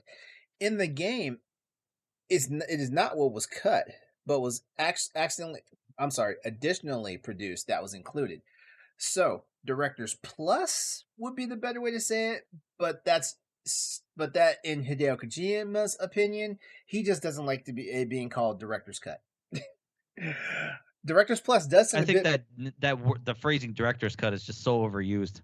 well that too, and you know what, like the way Kojima explained it though, if it's in in the media of like movies and stuff like that, director's cut usually means stuff that was like cut out, for certain reasons, like either it didn't have quite the fit for the pacing of the movie or the show or whatnot, or things like that. But the man himself said it, like there was nothing cut. It doesn't actually contain cut content. This is stuff that they're adding into the game post production and stuff like that. So it's kind of weird. Regardless, Death Stranding Director's Cut comes packaged with a bunch of new features, including running at a silky smooth 60 frames per second in 4K resolution, new missions, improved combat, and a cargo catapult, and a lot more. Death Stranding Director's Cut is slated for release on PS5 on September 24th, 2021. So here's the question for everybody in the panel tonight. Are we going to play it? No. Wait, was that a no? No. I played it once. I got about as far as I could stand, and I don't want to go back to it. I will, because I did not play the original, because I knew that this was coming, because Kojima always has some kind of extra version of his game, and yeah, I mean, it was definitely like, I gotta get I'll just wait. And now that we got a PS5 version, I will play it. I definitely feel this is a little like I get what he's saying, but at the same time, it's like me saying like, I want to be called the operations officer PlayStation of Boss Rush instead of the operations officer of PlayStation vice president or whatever. Like, I feel like this is just I get it. I feel like director's cut isn't meant to be. I get it. I get it that it doesn't make sense, but at the same time, it just sounds cool. And isn't that what all video games just try to be at the end? It's just like, let's just make it sound interesting and sound cool. I think that's just what they're going for. All right, watch your terminology here, because Stoy did write a whole article about games not being art. Oh, yeah, that's true. And you know what? I gotta say, Stoy made some good points that I never thought about. I don't totally agree, because I think there's a few exceptions, but he made some points that I was like, huh, that is a super good point far as like. Yeah. I mean, my feelings got hurt just a little bit because I'm a writer. I create fiction and stuff like that. But I also picked up exactly where Story was coming from in that article. You should go check it out. Yeah, no, it's meant as a conversation piece. Let's just say that, just to get the conversation going and get you thinking instead of what most people got out of it. But I picture Stoy fighting on the hill of some dying on some hill, like, video games are not art. No kidding. Yeah, no kidding. Just fighting off droves of. I imagine me as the Doom guy, basically like video games are not art hill, and just me carrying like LeRon right here in my clutches. but yeah, no, I think. It's like this in movies when like you make a director's cut for a movie, it features like footage that wasn't featured in the mainline movie. Like, okay, these were cut from the, to maybe save on time on the movie, or they just weren't, they didn't fit with the kind of mainline movie that they wanted to bring out. So they come out with the director's cut to say, okay, here's like 20 minutes of unused footage from the previous version. So if Kojima said, okay, we had to cut these gameplay features from the game, and okay, now we're going to bring it into this director's cut, then I can understand the naming of it. But yeah, I'm with him to say it's not really a director's cut. It's more like a Death Stranding quality of life improvement cut. I don't know, that may be too long. Yeah. But yeah. Well, I don't know. I don't know if you have the same thought, Stoy, but when we saw the director's cut trailer, I instantly was thinking, wow, that's the best Death Stranding trailer I've ever seen. Like, it made it look like a fun game to play. Yeah, I know. Whereas the other one was just weird offset kind of visuals. Well, that's why I thought maybe that a lot of that development was spurred on like fan feedback to say like, why can't I just launch my packages across the map? I would like to participate in racing in this game for whatever reason. I mean, so I imagine they listened to fan feedback and they said, hey, we should add these in. I don't know. Logan, you have anything to add? I mean, I'm going to play it. I'm going to beat it. I mean, I wouldn't say I loved the first one, but I enjoyed it. I had a good time with it. And anything Kojima makes, like, yeah, sure, go ahead and just inject it into my veins for a little bit. So I have to ask, you weren't one of those people that started that petition about Kojima going to Xbox, were you? No. Okay. I just want to. I mean, dude, I play, honestly, right now, I play my Xbox One, I play my PlayStation, so that doesn't matter to me. As long as it's on an ecosystem I have. All right, yeah.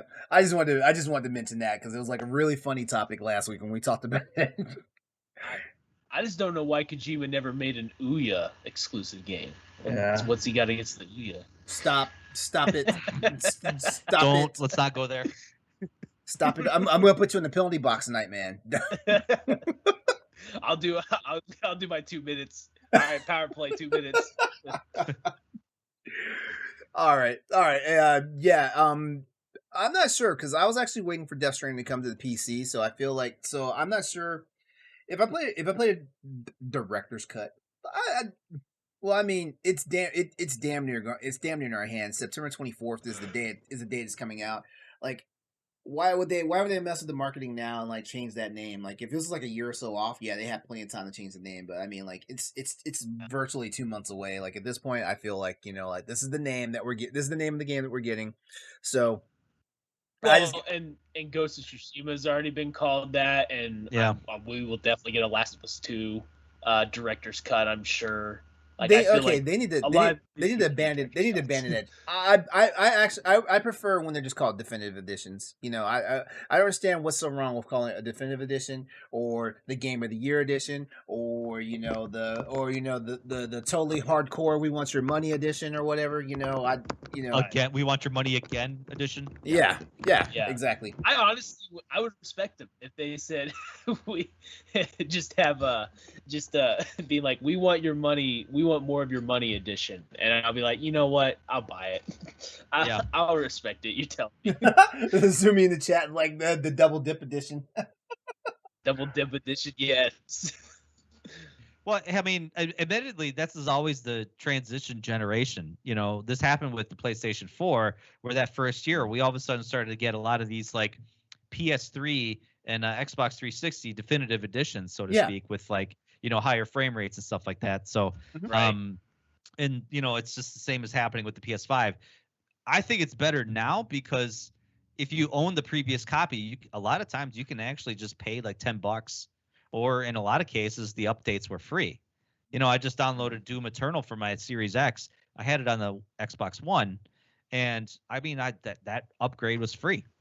Mm-hmm. So it's better than the last generation, I'll tell you that. Yeah, for real. I 100% agree. But then again, last generation wasn't backwards compatible, so you couldn't play PlayStation 3 games, whatever. Anyway. Mm-hmm. All right, well, we can go ahead and move on to our next topic. You know what? I'm not gonna do it at the top of the segment like I always do, but I am gonna do it in the middle of the segment. So let's just go ahead and talk about this. Cyberpunk 2077 tops the PS4 PlayStation Charts for 2020 or for June 2021. That's right. Like, the game just came back, and guess what? It's the #1 game on the PS4 charts. So there you go. Yep. Can't keep a good game down, I guess, I guess y'all have PS4 Pros and PS5s because they told you straight up, do not play this on the PS4. Do not play on a base PS4. I actually just wrote an article for this on bossrushgames.com just recently where they actually said in a statement to say it's actually now playable. Yeah. We've reached a sustainable level with the game where it is playable, but yeah, they did say they do give you a warning in the description. Not recommended if you have a old PlayStation 4. Mm-hmm. Yep. So. All right. Sony Interactive Entertainment has published a list of top-selling PlayStation Store downloads for June 2021, with Cyberpunk 2077 topping the list in the U.S. and Europe territories for PS4. Over on the PS5 front, Ratchet & Clank Rift Apart claimed that top spot. Ratchet & Clank Rift Apart was the best-selling PS5 game via the PlayStation Store in the US and Canada and Europe for the entire month of June, although the charts differ a bit beyond that. For example, FIFA 21 made second place in Europe, while Chivalry #2 was #1 in the United States and Canada. Over on the PS4, CP77 managed to fend off all competition from the likes of Grand Theft Auto 5 and FIFA 21 for the US, Canada, and Europe. Yo, let me finish this. Respectively, despite only just returning to the store after being absent for months. Okay, so Okay, first of all, this would not be an episode of Crossroads PlayStation Podcast if we did not talk about Cyberpunk 2077. I always have to put it out there whenever a Cyberpunk segment happens. Now, but that being said, though, Cyberpunk seems to be picking up right where it left off. Is the resurgence of downloads because is it out of pure curiosity for the fixes that CD Projekt Red worked out, or do you think people really and truly and actually want to play this game? Before we get on that, can we put some respect on Grand Theft Auto 5? That game is 10 plus years old and still is in the top 5 sales charts month after month after month. Man, and I think that game actually won an award just recently for literally the best-selling game of all time. Stoy, are you trying to trigger Eddie V from Pavlok? Because he gets a mad on. He gets a mad on about Grand Theft Auto 5. He wrote an entire article saying Grand Theft Auto 5 is the worst game of all time. Aye. Okay. All right. Well, him and I are gonna have our own little. Listen, I mean, you just thought that you wrote the most controversial article on Boss Rush. Yeah, clearly I didn't read that one. I mean, I'll have to go find it, but man, like, it basically headlined the freaking article. I was like, ooh, someone got up and chose violence this morning when they wrote that article. Yeah, right. Today I want to watch the world burn. Just real quick, just to recap I'm going to recap I'll recap the top 5 games for PS5 in both regions. In US and Canada, Ratchet & Clank Rift Apart was #1, Chivalry 2 was #2, Spider-Man Miles Morales is #3, Guilty Gear Strive was #4, and Scarlet Nexus came behind in number 5.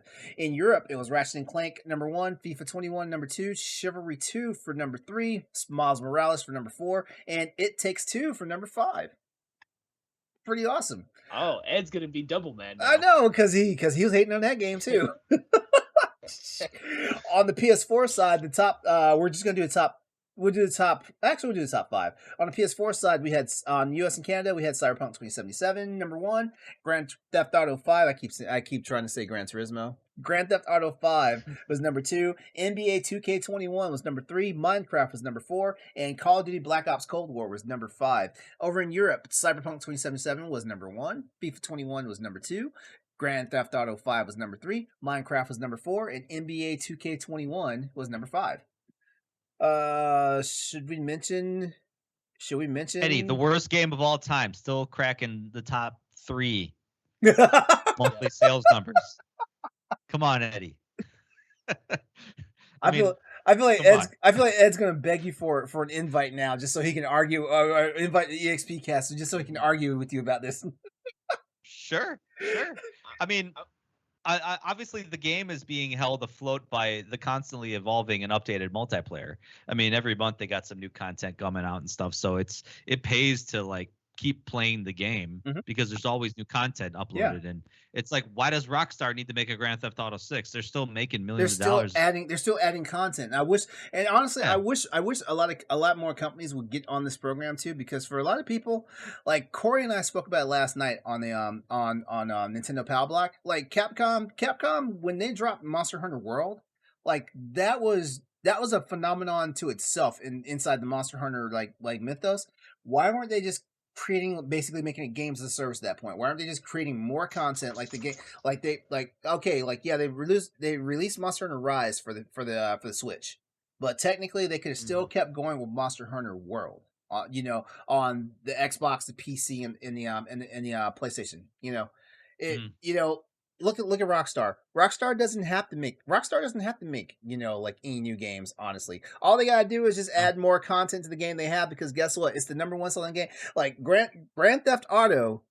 Grand Theft Auto literally is basically a Nintendo title. That game hardly ever goes on sale. It's still $60 most times. Like I actually got it for $20 on a Steam sale on the holiday sale. Same. And it's one of those things. So like, hey, when you have a good game, like regardless of what's going on out there, we're supposed to be talking about Cyberpunk, but obviously we're talking about Grand Theft Auto. But when you have a good game and you have developers that actually want to invest in it, this is why games like what was that game that came out? No Man's Sky. Remember how bad that game was? And the developers sat down, they put more time into it. They're still developing content for it and stuff. And look at it, it got like 4 awards last year. 4 awards last year, even though the game is what, 5 years old now?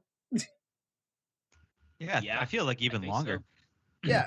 But jumping back onto Cyberpunk, I mean, I think a lot of people, myself especially, a lot of people are waiting. We're waiting for all those updates to roll out to really fix the game. So I imagine a lot of people are kind of like biding their time, like, okay, we're gonna wait until like those those big patches were coming out. And now that pretty much they came out to say the game is playable now, go play it.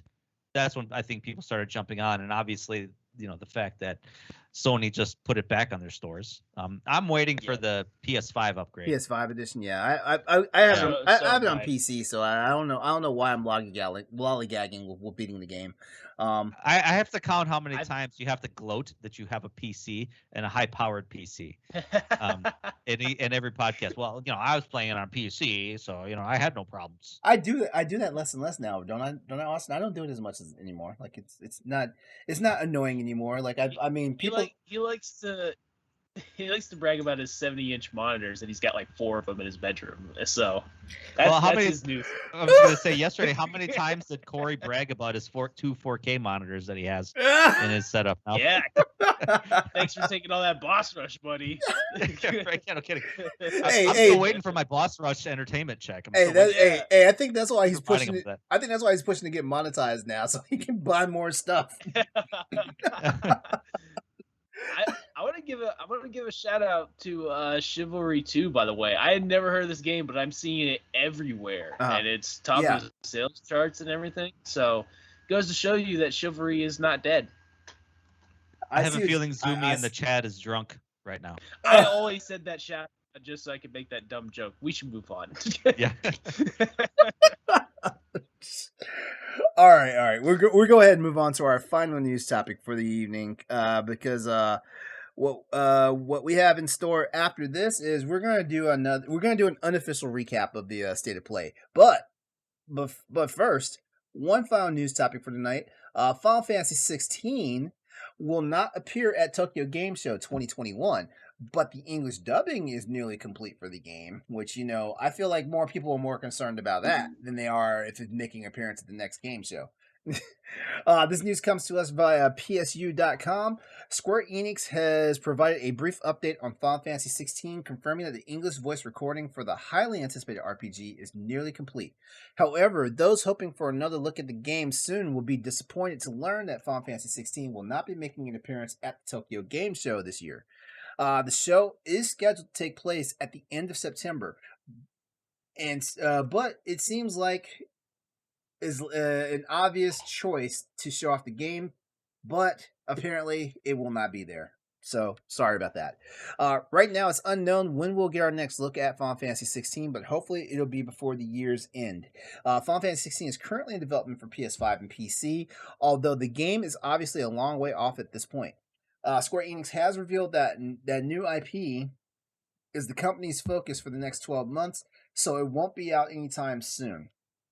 And by new IP, we're talking about the game that I keep messing up the name. It was announced as Project Athia, and then didn't it get like renamed at like one of the shows? Oh, Forspoken. Forspoken. There you go. Yeah, Square Enix making up words all the time. I remember we had a conversation about that in our show. It was like Returnal, Eternal Darkness, Night Focus, Prelude number 4.2. Like that's Square Enix's naming department. Like they're just as bad as Nintendo in naming their systems. So Forspoken, like what the heck. Forspoken's not even a word that's in the Bible. Like for real. It sounds like it should be there, but it's not even there. Yeah. I'm actually surprised in this because when Final Fantasy 16 was first shown like months ago, they said they are very far in development. Yeah. And which made a lot of people think that it was coming out this year. It was coming out this year. And for them to, and then for them to all of a sudden, dial it back and say, "Well, no, it's not. Now it's not coming out for a while." But I've always heard with Japanese developers, what takes the longest is the localization. They probably and that's why a lot of times Japanese games release in Japan well before the West because of the localization. They got to change a lot of the artwork in there to read in English. A lot of the voice acting, even the text, like massive time it takes. So the only question I have. Play 15. That's the one Final Fantasy mainline game I've never played. Is 15. Is it still the one I just? If it's still on Game Pass, just play it there. I have it. I have it. Oh, okay. I have a steelbook version of it, and I just never got around to playing it. It's one of those games. I'm like, man, I need to find the time and start powering through that one. Okay. Before 16 comes out, hopefully. All right. Well, the only question I have about this is, when do we think an official launch date will be announced for Final Fantasy 16? March 2022. Do you think that's the date, or do you think that'll be? That's when they announce. I think they'll announce it probably not at Tokyo Game Show, but they'll announce it probably around like late fall. Mm-hmm. And then I think it'll be September. I think it'll be September when they do the all the other things we'll get into later. All the rumors have been. I think it's gonna be September. That's gonna be their big show. And why? If you give me a Final Fantasy 16 release date, that's a big win. Mm-hmm. I don't know if March 2022 sounds really quick. That'd be crazy. Well, like I said, if localization is what they're waiting on, I mean, like I said, it leads me to believe that the game is pretty much done. Right. Well, it sounds crazy to me just because it felt so long for 15 to come out. Like we were talking for that game, and then like Kingdom Hearts 3 and like a bunch of Square Enix games. It seems to be so much longer than you would think. But that'd be crazy. Final Fantasy 15, reached development hell like I think 3 times during the process, and they had to like literally start over from scratch, like just to get the final product that we got. Mm. It's crazy. It's crazy to think that Final Fantasy 15 now does not look like it ever was supposed to look when they first announced it. No, it was supposed to look like kind of like a technoized, if that's a word, version of Final Fantasy.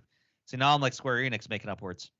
That might be their next game. Techno-Eyes. Techno-Eyes. What you saw. Final Fantasy 15, the Techno-Eyes, the PS5 and Series X upgrade. Yeah. All right, well, there you have it. That's all of our news topics for this evening. We've got our big topic coming up now, which is basically the recap. It's going to be the abridged version of the recap of the State of Play because, if you hadn't heard, there was a State of Play last week. Sony held it over. So basically, Sony held everyone's attention for at least 30 minutes with news that was like we had some new reveals going on. We also had like a 9-minute, basically a featurette on Deathloop, which was actually pretty cool and everything. But we're going to talk mainly of just about everything that we saw in general. And yeah. So the 10 games are given their moment to shine alongside Deathloop. Included Moss Book 2, which is a PSVR game being announced. Arcadegeddon, Tribes of Midgard, Fist Forged in Shadow Torch. That is a weird ass name. Weird. The furries remember though. The furries will remember it. Yeah. Hunters Arena Legends, Sifu, Jet the Far Shore, Demon Slayer, the Hinokami Chronicles. God, man, Austin. Remember, Josh basically like. Josh had words for that game. Yes, he did. Lost Judgment and Death Stranding Director's Cut. Those games were all featured, revealed, checked out before the 9-minute featurette on Deathloop. I don't know why I'm almost getting tongue-tied. Tongue-tied. Tongue-tied. All right. So last week, Ed from Nintendo Power Block and Josh from Tower Casuals joined Austin and me for the recap, which you're more than welcome to check out over on my YouTube page. Funny thing, I got a copyright strike on that one. Well, I didn't get a copyright strike. I'm sorry, I got a copyright notice. I didn't get a strike. I got a notice though. Wait, for what? Believe it or not, for the Demon Slayer content. I have a funny feeling. It was because Josh was just bashing the hell out of the game that's still in development. Oh, they came after him. That's wild. They came after me. Yeah, but Austin, let's let Stoy go first. Stoy, what stood out to you from the State of Play? Moss Book 2. Moss. Okay. That's probably one of my favorite PSVR games, and one I was hoping that they were making a sequel for, because the concept of that and the fact that you're controlling a cute little mouse who's like got this sword, like, I mean, it was an amazing game. It's such a cool little concept. So I'm glad that they're making a second one. I'm a little bit bummed that Sifu was delayed. It was pushed back. Yeah, me too. I was really looking forward to that, because that gave me kind of like Jet Li Rise to Honor vibes, where they kind of spent a lot of time on the choreographed fighting in it. But I was a big fan of Judgment. I never played the original. So that was one I was guilty of. I bought it for the PlayStation 4. When I found out that they had it for the PS5, I had to buy the whole game again. Now, I didn't have to buy it. I could have been fully satisfied playing it on the PlayStation 4, but I'm like that, where I literally paid full price for the game again. And it's a good game. It's a really great game, especially if you're not into the Yakuza games, which I'm not. It's a good standalone game with a great story. And the fact that, that developer, like, just looking at that trailer, like, man, video game graphics have come a very long way. Oh yeah. It just looks so good. It was It was impressive. For a moment there, I thought they were actually. From the moment there, like it had me confused for a second, because I thought they were actually showing an actual movie trailer in the middle of State of Play, and then I looked really close and I was like, oh, this is in game. This is game rendered footage. Yeah, and Judgment for the PlayStation 5. I mean, they really did a a decent upgrade. So, close-ups of the characters, like it looks good. It looks amazing. So, I'm really excited for this to kind of continue the story. But I hear it's a prequel to the First Judgment, I think. Really? So I can I didn't know technically that. play. I can technically play this and not be lost. I think. Don't quote me on it, but Okay. I thought I heard that it was a prequel. Because right now, Okay. because right now, based off of what I saw, it's on my must buy list. Yeah. My wish list on PS5 is ridiculous. it's already too. Mine is kind of reined in. Like the fact that we got Yakuza Like a Dragon on Game Pass, like it helped me take a title off of my PS5 list. But I mean, going back to this, yeah. Out of all the games, the really impressive ones for me was definitely Sifu, which is a game we'd already seen before, but we saw more footage of it, and I'm glad that they actually gave us more footage for that, because a lot of people were like, I don't know about this game, and stuff like that, and even Josh, wait, was it Josh or was it you, Austin, that were like, you have some trepidation, because of the developer, right? Yeah, I'm interested in Sifu. I just really did not like their last game. It wasn't Absolver, and so I didn't like Absolver. Yeah, I wasn't a fan of it either. I respect the fact that they actually had really good fighting mechanics, but yeah, that's why I'm a little hesitant. But this one looks better to me. Like, it looks way more interesting than Absolver to me, so that gives me some hope. Yeah, but Sifu is definitely on my list, and Lost Judgment. And you know what? The more I think about it, the more I see it, I'm thinking I probably will get the director's cut for Death Stranding. I think I will. I I did just look it up. Lost Judgment is a sequel. Is a sequel? Oh, it's not. sequel. It's not a prequel. Well, crap. Okay. I guess it means I need to find the PS4 version. Yeah. Okay. I can loan you my copy. I'm not playing it. Is it playable on PS5? Because there are still some games that are having wonky like patch blocks and stuff like that, and it won't play on the system. Well, that was the interesting thing, because how if you have the PS4 copy, you could just download the upgrade for free, or sometimes you would have to just pay like $10 or something like that. Mm-hmm. With this one, you had to buy the whole game. Oh crap! There was no upgrade. You literally just had to buy the game whole. And granted, it's like $40 in the PlayStation 5, so it wasn't too bad. Mm-hmm. I mean, it's not the worst thing, but I don't like money. I like just throwing it away. So I figured, all right, I guess I'll spend $50. Oh man! All right, yeah. So guys, here part of this abridged version of the recap that I want to do. I want to ask you guys, what do you think Sony did wrong with the state of play? Because the overall general consensus from the gaming community was that this was just a blah type of state of play. Yeah, it wasn't what they expected. It definitely wasn't what we thought we were going to get. Post E3. So what do you guys think? What do you guys think Sony did wrong with the state of play? No big IPs. No big IPs? Yeah. Okay. No big IPs. Except Demon Slayer, but only Demon Slayer people care about that. Yeah, I was going to say, no one's going to really play that, because that doesn't fit the general market of Western gamers. I mean, if it's a small niche of people who like that kind of, who like those kind of games, but admittedly, it doesn't represent the whole of, Western gamers. So, I mean, I still to this day think like Ratchet and Clank is pretty much the sole reason to have a PS5. There really isn't much that the Sony has to justify getting a PS5. Nothing that's like, this is the must-have IP. Like I said, besides Ratchet and Clank, some would argue that Demon's Souls is pretty good, but like Sony didn't in this state of play. Sony didn't give you a reason to own a PS5. Zero. That's a good point. Yeah, I would agree. I'm a little calmed down after I was Thursday. I was really negative on it when we did the recap of the show. I've calmed down a little bit. I was a little disappointed that Arcade Again was free early access, but it's $20. But it's 20. Yeah, it's early access, and it's not coming out till like late next year. Like what?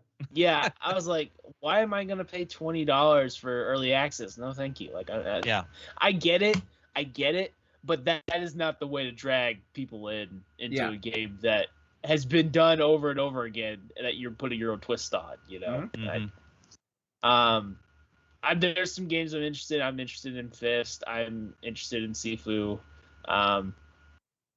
Lost Judgment and Death Stranding. I'm interested in Deathloop. I was like, a lot of this just isn't for me. And then Moss too, but I was like, why are you promoting Moss right here when you're gonna have a new PSVR unit? That would have been a great announcement to have during that time. Yeah. It's just a lot of meh. I definitely think this one in September is going to be the big one, which we'll get into later. But it better. Yeah, I mean, I argue that Returnal is also worth getting a PS5. As much crap as I've given that game, it is extremely fun. I forgot about that one. Yeah, that one's a pretty solid title. And I think people got to give them a little more credit just because I did this.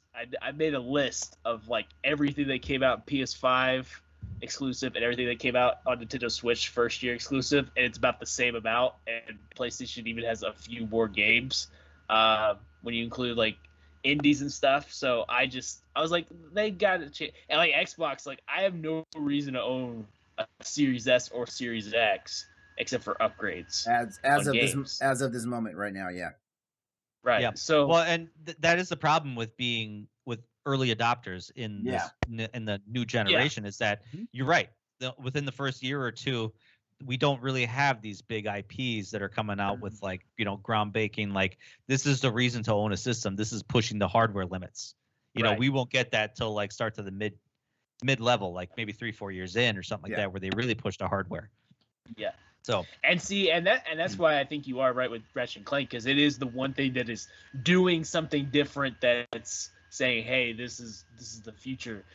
But at the same time, just from what I've played, it's still kind of a gimmick. It's not pushing it. It's like this is what it can do, but we're not doing it to its full extent quite yet.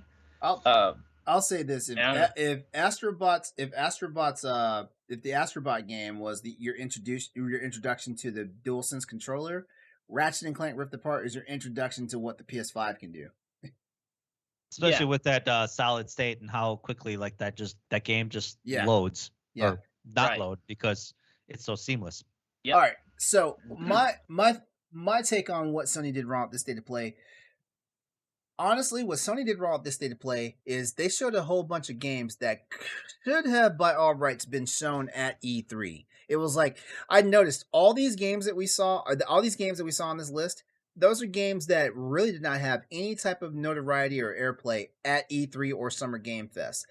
Or that we already knew. Or that, exactly. Yeah. So why the hell did they decide to make a state of play for games that honestly we should have seen at E3 or seen at the Summer Game Fest? This is Sony state of play, and this is one of the reasons why I'm saying like a lot of gamers, especially PlayStation gamers, were underwhelmed by this whole thing. We want to see more Sony titles, and like Sony did cover their asses and say, hey, you're not going to see anything for Horizon, you're not going to see anything for God of War. They did cover their asses and say that, but at the same time, the fact that we didn't see any actual first-party Sony titles at all out of that, Death Stranding Director's Cut technically is first-party, but it was developed by indie studio. Hell, we should have saw Kena, if they're going to go that route, But, But I've learned when it comes to these companies, whether it's Nintendo, whether it's Microsoft, whether it's Sony, like you don't know what you don't know. So anytime that we hear about State of Play coming up, which we're going to talk about in a couple minutes, because apparently there's a new one that's on the horizon. See what I did there? It's just one of those things. Like like don't get your expectations up too high, because you're always going to be deflated quickly. And a few of these games, they're on my radar, they're on my must-buy list and stuff like that. But honestly, like a lot of this stuff, like we already saw Fist Forged and Shadow Torch back in last June when they did the PS5 reveal. We already saw that. Tribes of Midgard. I swear it feels like they're just ramming this game down our throats now. Like I feel like this is the 4th or 5th time I've seen this game like in the last year where they're talking about it and just talking about it and talking about it. Sifu. Okay, yeah, Sifu. You know that was an interesting one when they showed it. What two states of play ago, and then we didn't see it, and then we saw it again. So yeah, that one's pretty good. Jet the Far Shore though, like I don't know, like this is not for me. This is not my type of game. So unless you guys know something I don't, like I feel like this is going to be one of those crash and burn games. You know, this could start a whole talk about like indies versus AAA titles because a lot of it, like not only is Sony going in on this game, but we've also seen it in a couple of Microsoft showcases where Jet the Far Shore has shown up and stuff like that. So someone's backing this game, but I'm not picking up what they're putting down on this. And if I feel that way, I guarantee there's a lot of gamers out there that also feel the same way about this. So I don't know. And just to parrot Josh real fast, like Demon Slayer, like only anime heads are gonna get that. Yeah. Which there's a lot of them. Demon Slayer's huge. It's I know. so ridiculous I know. big. But again, like unless you're a fan of the anime, like I get the My Hero anime games, and I get but I don't care about the dragon. I don't care about any other anime games. Like I get the ones that I like, and I don't get any of the other ones. So that's just the way it goes. My thought about these state of plays and these showcases, it's almost like it feels like a waste of time. Like we don't really have much to show except maybe one trailer that we want to show. Moss 2 is probably the newest one. That was the one that was the big surprise. And then let's just throw in like 7 or 8 other trailers of games we already know about. Mm-hmm. It just seems like kind of like a waste of time to develop and a waste of time for your fans to watch it. And it's like, okay, that was kind of a waste of my time. I didn't see anything new. Mm-hmm. Do you think it'd be better if they did it like every 3 months? Just to kind of like pad it a little more. Or just do one big one. I mean, I know going back to the whole like Sony maybe should be an E3, just do one big one. Yeah. Do one big treehouse type of video or something like that where you show the meat and bones of what it is you're working on and have something meaningful to show. If you don't have something meaningful to show, don't just throw out a bunch of crap to say, here's something. Yeah, just exactly. to wet your palate. While we're working on something else bigger. And in that same vein, I understand why they did like a 9-minute, like perspective on Deathloop and stuff like that. Like this. We've seen that 4 times already. 4 times. True. That is true. But we've seen extended gameplay videos of that game 4 times. I'm not saying anything bad about it, but I'm just saying, okay, you're showing us stuff we already know. Yeah, but Sony's pimping that game for real because they need to succeed on the PlayStation platform. And it's not so much only for the only thing, if anything, it's only there to say like, hey, if it succeeds on PlayStation, hey, look, Microsoft, we have one of your titles and it actually did phenomenally well on our platform. That's really why they really want that to succeed. Yeah, that's really the main reason why and stuff like that. But overall, like Sony, I don't think it's going to succeed. I'm going to be honest. I don't think it's going to work. I think that game is just too niche. Having it be like a roguelike style first-person shooter, I really don't think it's going to be as big as they want it to be. And Dishonored is niche, so and everyone's getting Dishonored vibes, and it looks a little futuristic. So, and the fact that it is a PlayStation exclusive is going to give it a little bit of a push because, like, what other PlayStation games are you playing now? So you get pushes for that, but yeah, I agree. Like, it's so niche that it's like, it's not going to do. If we had Starfield instead, it would do huge numbers, and people would be something to look at. But with this, it's like, well, it might do okay. It might do pretty good, but it's not going to break the bank. I will say though, I know we don't like to do this, LeRon, but I think we have to give Nintendo credit on how they do their shows. I would love if PlayStation did like maybe 2 shows a year and maybe had an indie showcase where they collected all these indie games, and even though if they're not exclusive, put them out and say, this is on our platform. Go check out these indie games and stuff. Do something like that, like Nintendo is doing right now. Yeah. Well, yeah, they Yeah, showcased I think they're Metroid doing it Dread. right. They showcased Metroid Dread, and that's coming out in a couple months. You know Like, what? Right. Actually, amazing. Austin, I'm glad you said that because while you were saying that, it made me realize something.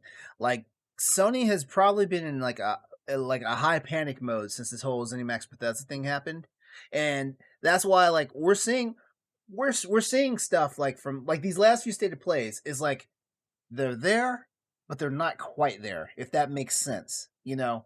And I feel like a lot of this is because just like how like Microsoft had to scramble, you know, after like they're basically it that reveal that they had for the Xbox Series X and stuff that could have been better. That games reveal they had, it could have been better, especially you know with Halo Infinite looking like you know like a PS3 game, you know. Yeah. Yeah. So you know I think right now like everybody, Microsoft and Sony in this like they're trying to figure things out and stuff like that. Microsoft now has a better foothold in things because of the ZeniMax Bethesda deal, and Sony is right now like off balance and everything and trying to figure things out. Like Sony kind of shot their wad, you know, like a few months ago at like 2 or 3 state of plays ago when they showed all this awesome stuff, you know, and now it's like, okay, what do we do now, you know? Because they don't want to clobber us with a whole bunch of the same stuff, which they're still doing, you know, like Deathloop, like this is the 5th time we've seen it, you know. But at the same time, they don't want to clobber us over the head with their own IPs. They don't want to beat us down with God of War. Not yet. Not until I know it's ready. They don't want to beat us down. They don't want to beat us down on Horizon Zero Dawn, even though I feel like they need to. And this is going to segue us into the next topic, which is technically a rumor control topic.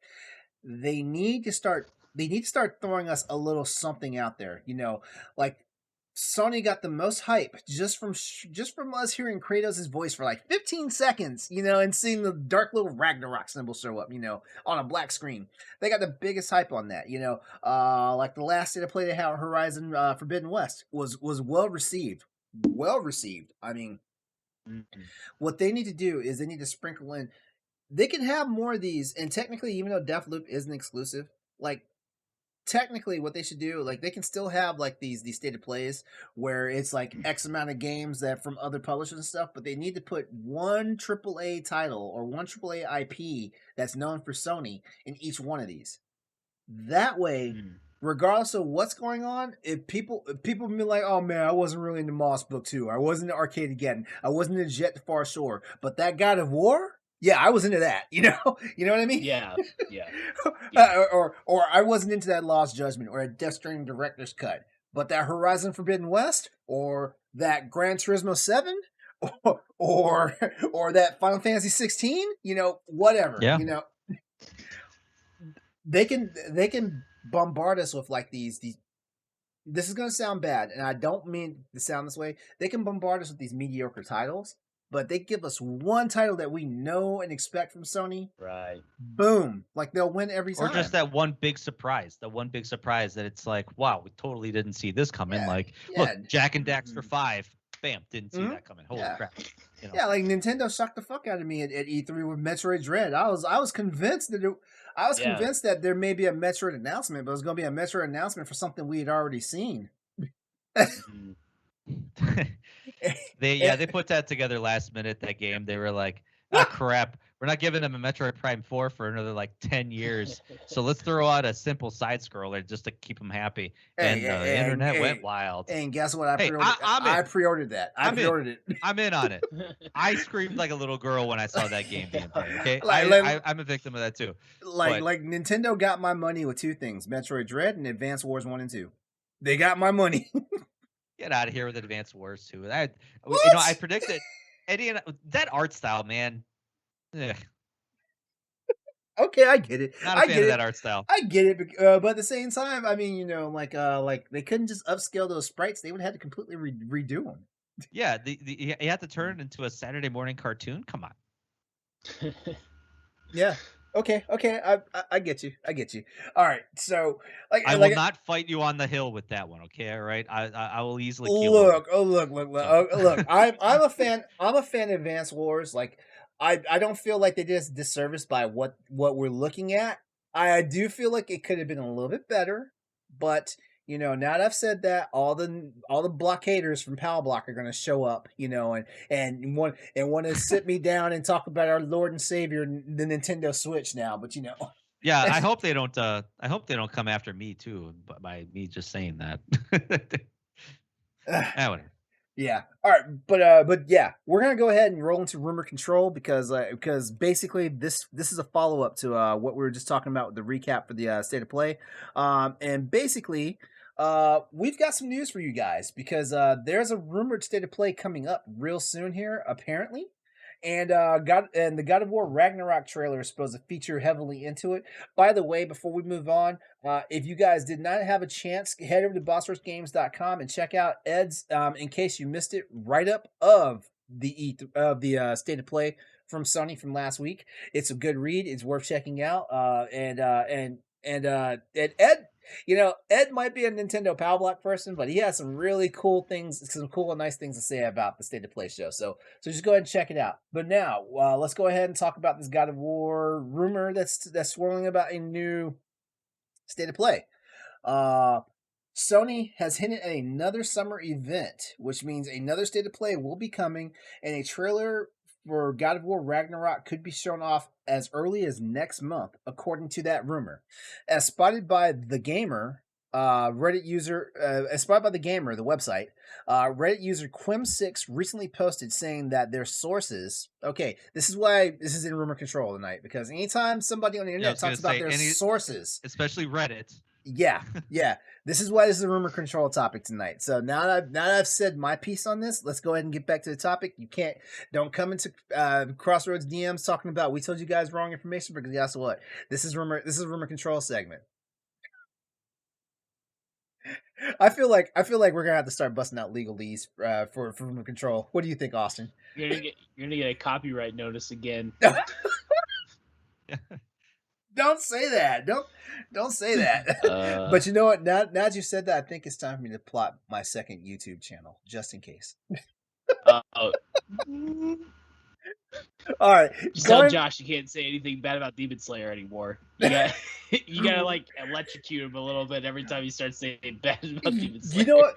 That's the funny part too, because like when you get a notice of a copyright claim, like YouTube will even tell you the timestamp from where it was claimed at.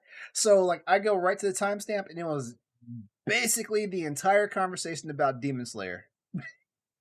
That's wild. Crazy. That is crazy. I also think it has something to do with YouTube algorithm. I also think it has something to do with the fact that I had like the trailers playing in the background while we were talking about it and stuff like that. So it could have been it. Yeah. So it was probably hit for the visuals, because here's the dumb part, right?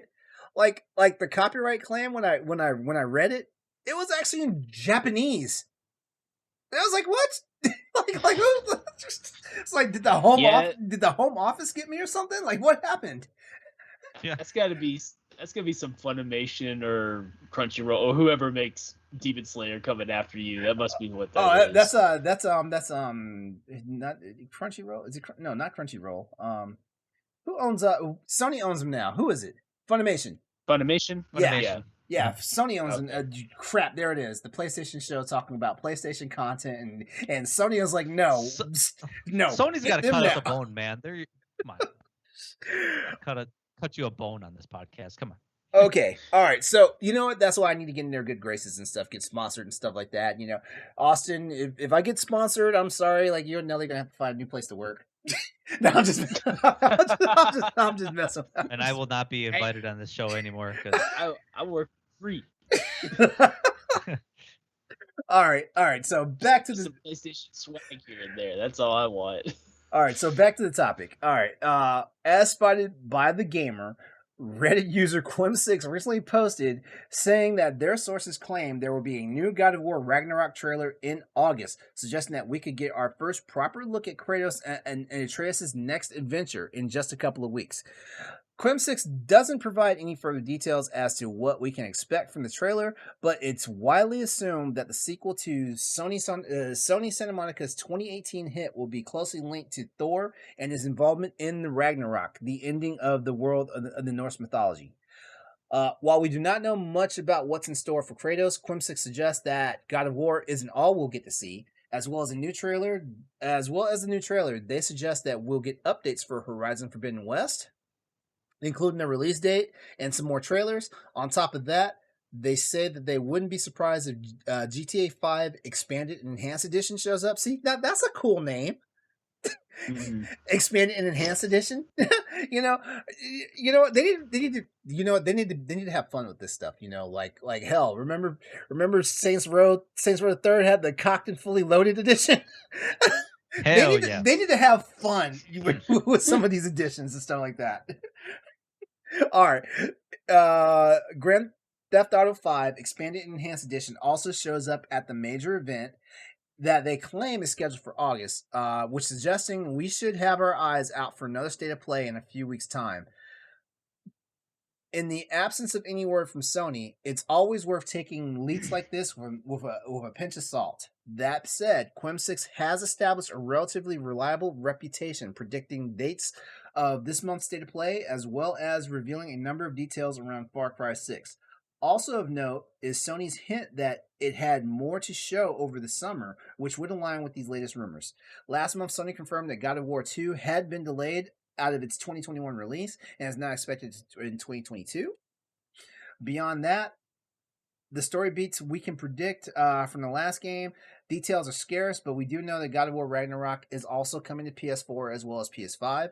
Hopefully that means that even if you can't get your hands on any PS5 stock, you won't miss out on the upcoming first party game. All right, so that came to us directly from Games Radar. I put the link in the chat. Check that out. But guys, we need to talk about this because there's also a rumor that a beta test for Gran Turismo 7 is happening as well. So maybe this upcoming state of play is the one that we were waiting for. That's what kind of bugs me because it's like they throw this first game state of play with like nothing in it. Yeah, it's big. And then all of a sudden they bring this like huge one in August. Like, why even give us this first one? It's almost like, why didn't you just give us a Deathloop 9-minute showing of the game and then put all this other stuff into the big one? Yeah, because I think I also heard too that they're actually going to be doing a PSVR 2 updates or like some sort of like showing at this August state of play as well. Like, why even do this first one in the first place? Mm-hmm.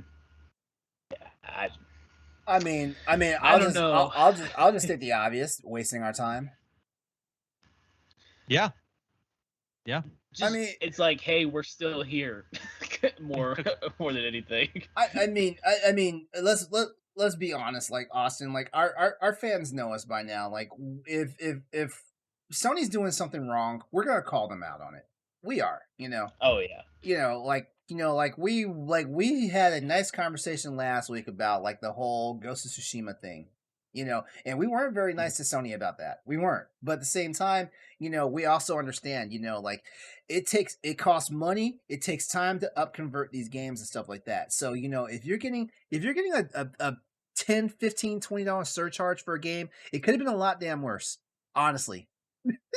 You could have just had like the base game that gets no updates or anything, on your newfangled system and stuff like that. But we're talking about Horizon and God of War here. So guys, what do you think overall? Like, are we getting there? Are we getting there? Is this what we want? I think it will be. Oh, go ahead, Stoy. Oh, I was going to say, I was actually surprised God of War was even slated to come out this year. I thought that was going to be late 2022 period, but they were pushing for a lot of games to be out this year by the end of the year. Like shit, like Horizon Forbidden West was supposed to be out this year. God of War was supposed to be out this year. Gran Turismo 7, which I laughed at immediately when they said Gran Turismo 7 was supposed to be out by the end of summer. I laughed at that one. I was like, there's no way in hell. There's no way in hell. Like, no Gran Turismo game has ever come out on time. No, never. It comes out years after they say. It's like, oh, it's coming out in 2018, 2020.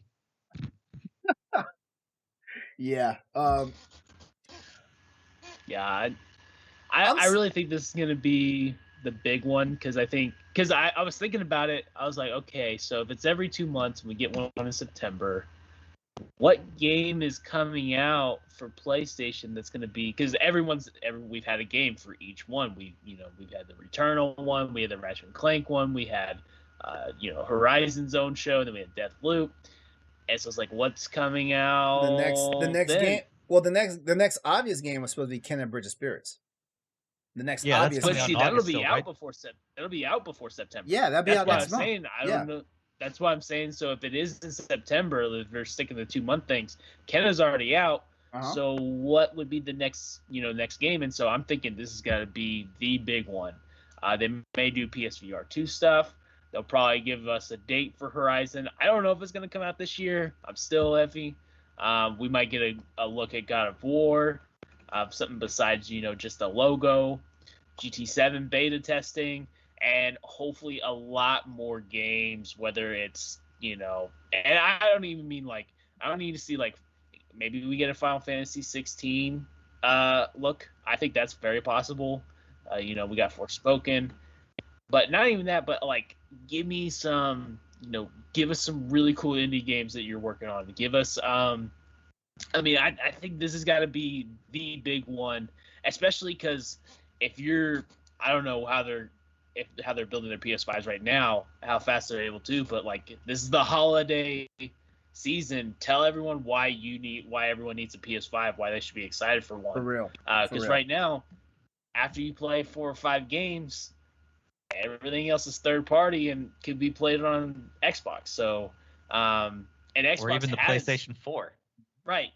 And see, Xbox doesn't have any games now, but this holiday they've got the Halo Infinite, and they've got their whole slew of games all the way up till next year when Starfield comes out. So people know what they are going to get. Yes. We don't know what we're getting with PlayStation quite yet, outside of Horizon and God of War.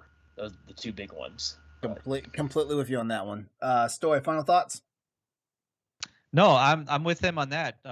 Sony hasn't really given us much to want a PlayStation 5 this year. Kenna is pretty much my most anticipated game for the PlayStation 5 this year. I'm not really into Deathloop. I don't think I'll get it. But Kenna is pretty much the big title that I have, and unless this August showcase blows me out of the water, I'm not holding my breath at this point, but I suppose we'll see when we get there.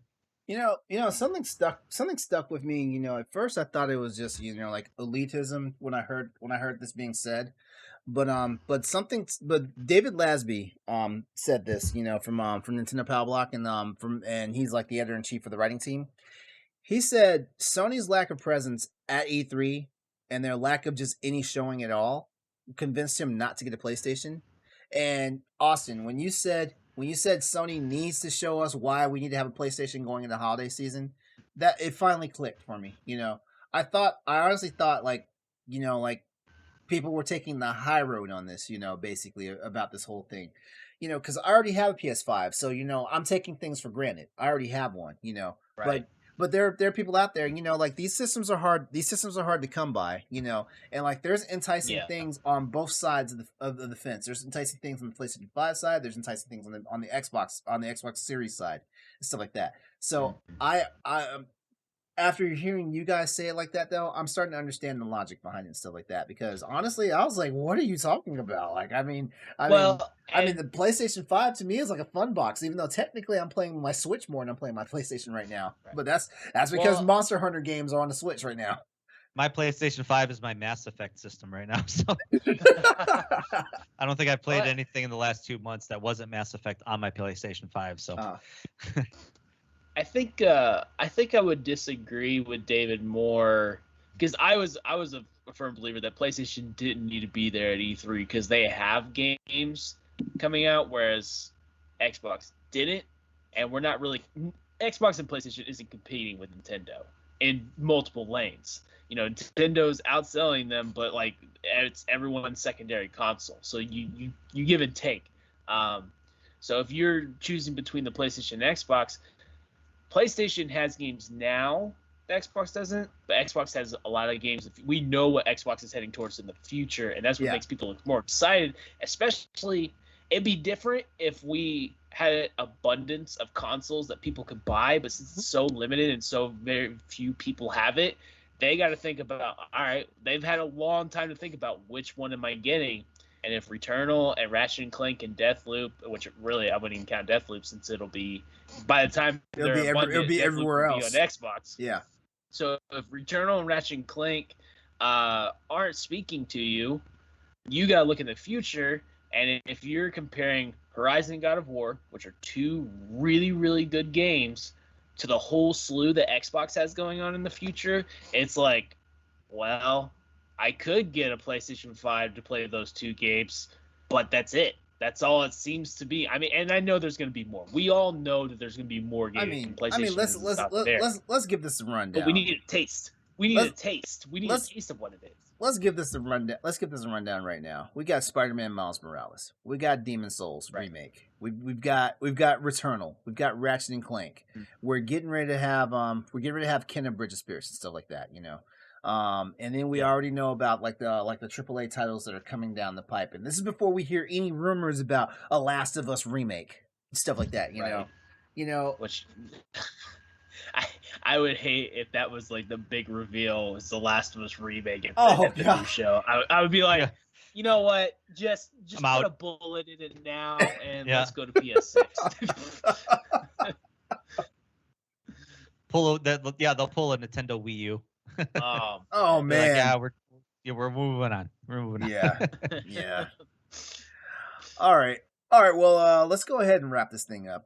It's getting pretty late, and man, like we had a lot of stuff to talk about, which is funny because like when I planned when I planned this show, it didn't seem like there was nothing to talk about, and we made Monday you messaged me. It was like, man, I can't think of anything, and then you showed me this rundown. I was like, oh, there's a lot of stuff going on this week. I kind of booked 3 hours for this, so I kind of figured we could definitely find things to talk about. Great. Oh yeah. Well, thanks for bringing the conversation. Thank you. Oh, no problem. Thanks for having me. Really appreciate it. I was glad I was able to talk about that Game Boy commercial, actually, because that was always the dream that I had as a kid. Like one of these days, some half-naked girl's gonna walk into my room, offer me a chocolate cake or a Game Boy. I didn't even know there was a thing until you said it, and then I looked it up, and I'm like, oh my god, that's a naked lady. Yep. Yeah. All right, everyone, that's our show for tonight. As always, we'd like to give you a big thanks for tuning into the Crossroads PlayStation Podcast. Before we go, here's how you can stay connected to the crew. Stoy, go first. Well, I am part of the EXPCast. We're a video game podcast where we talk about video games, obviously. But you can follow us on Facebook, Twitter, and Instagram at EXPCast. And you can listen to us anywhere you consume podcasts, like Spotify, Google Podcasts, all that stuff. And also on our YouTube, where we actually post video clips of our shows. Josh just recently did an episode with where he talked about indie games versus AAA games and how he actually likes indie games more, especially now that he's getting older. Also, too, I had a podcast recording with you, LeRon, where we talked about kind of like working out and fitness being gamers and kind of how we can kind of divide the time between like playing video games, but also like kind of spending time and exercising and, getting swole. Please listen to the show. We're a bunch of lunkheads for what, like 2 hours about? All we were talking about was steroids, protein, kettlebells, CrossFit, kettlebells, push-ups. And deep squats.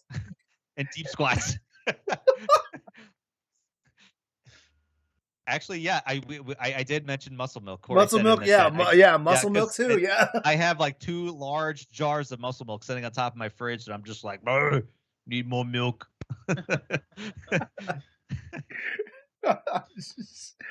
Planet Fitness doesn't even let you wear a sleeveless shirt in the gym, I hear. Oh, see, I would not be surprised. So yeah, that's why I don't have a membership. Yeah. Zoomy said that in the chat and shit talking Planet Fitness. I was like, yeah, they have a lunk alarm. I heard like if you drop a weight on the floor. Yeah. Like it throws up an alarm, the whole thing. Like what? Anyway. Yeah, check that out because the video is on YouTube, and then you can also listen to that podcast anywhere you listen to podcasts. Yeah, I enjoyed myself. Thanks for having me on with that one. Oh, that was a lot of fun. Yeah. Austin, plug away. Yeah, you can follow me at PlayStation on Twitter. You can catch me on LAN Party, and you can also catch Logan on there. You can find him at Logan Corkins on Twitter. You can find us on LAN Party. You can find us on Trash Talk.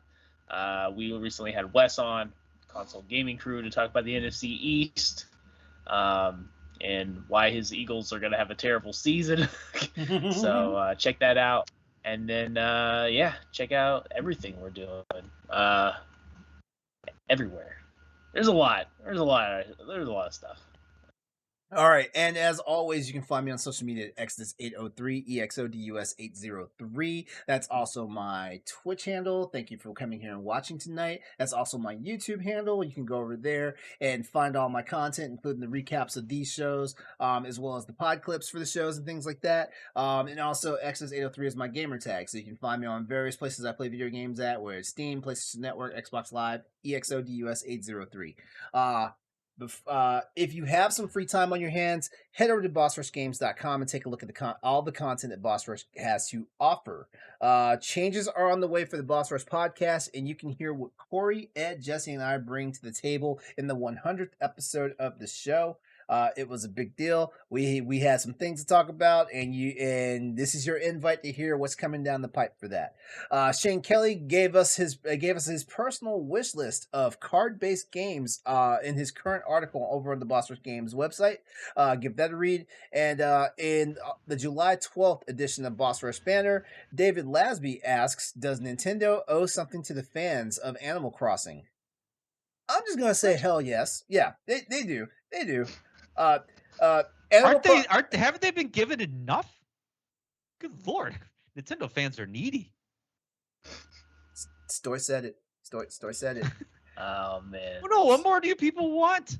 That game gets updates like every week. Stoy said it. His handle is at EXPCast. Go get him. Go ahead. Yeah. Go ahead. Hit me in the DMs. You Animal Crossing fans, man, you guys get seasons. You guys get all these updates. You guys get new clothing. God, what more do you want? Yeah. If anything, I deserve my Resistance remasters. That's all I'm saying. Yeah. Story, you're welcome. You're welcome back at Crossroads anytime. That's why I'm never on Nintendo Pop Block. I did forget to mention that I'm going to be a pretty permanent member of Arsenal X, the Xbox podcast. Oh yeah. So you could definitely catch me on there. It's probably starting next week. So where I'll be continuing my shit talk of Nintendo. Oh, then it's time for me. See, that's why you're allowed on Crossroads. Hey. Yeah. We're equal opportunity haters. We hit on Nintendo. We hit on Xbox. Sometimes we hit on the PC. We sometimes hit on PlayStation. We're equal opportunity haters here on Crossroads. Yeah. Yeah, it's easy to just hate everybody. So yeah, right. You know, it's not all like freaking lollipops and puppy dog tails, you know, like some of these other shows tend to make you think it is. Yeah.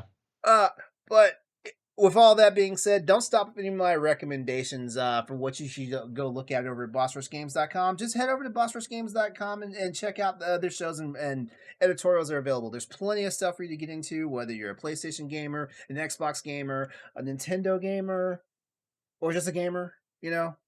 We even talk about entertainment topics like the Marvel's What If that just got a debut trailer last week. So yeah, there's a lot of stuff to talk about. Crossroads PlayStation Podcast wants you to join the Boss Rush Network Discord. There are tons of communities out there to find, and if you like to talk about games, entertainment, food, and much more, the Boss Rush Games Discord has you covered. Go join. Invites are in the link. And don't forget, you can chat with us and keep the conversation going by hitting us up on Twitter at PS_Crossroads to dish on more news, events, and topics while we get ready for next week's installment of Crossroads. That being said, the Boss Rush Games family wants you all to have a great night and go out there and, as we always say, play games, be better. Have a good night. We can't wait to see what's in store for the next State of Play. Hopefully it's the one we deserve, because you all know that we are the most needy, entitled gamers out there. So I'm still waiting for Haze 2. All right, so we love a resistance prayer circle A prayer circle. Yeah, yeah. As long as we include haze in that. As long as we include that. All right. Listen, well, I'm not gonna try to mess it up by adding haze. I'm asking just for resistance. I'm going for one game only. Fine. I'll start my own prayer circle. It'll be just me. how about that game? Blackjack and others. How about that game? How about that game Black? Nobody talks about that game anymore. Oh yeah. You can play that on Xbox. That was on that? both. You can actually play that on the Series X. Yeah. You know, I swear, I'm gonna really have to think about when I'm going to get this freaking Xbox Series. You guys say get a Series X because I will hate myself if I get a Series S on. I would say yeah, because you're gonna want. I mean, I think it could just play games better. It's got better hardware. You know what? I need to stop being a dumbass because I do have like this big ass fucking 4K television. You know, like it's like the epitome of my entertainment system and stuff right there. I guess I'm gonna have to get ready to plop down another $500 for a console. There it is. X. There it is. All right. Do it. Well, that's our show for tonight. That's our show for tonight. We love you guys. Have a good night. Oh, we were still recording. This is supposed to be a PlayStation podcast. I told you we talk about everything on this show. Like, you know, we're probably gonna lose subscribers now because we talked about Xbox and Nintendo so much in this one episode. But you know, it is what it is. It is what it is. We'll get our fan base back. Don't worry. We love you anyway. Xbox is stupid. Get a PlayStation. Stoy has spoken. Stoy said it too. We did not. All right, everyone. My DMs are open. He means that in the most provocative way possible too. All right, everybody. Have a good night. We'll be back next week. Take care. Bye-bye. Bye.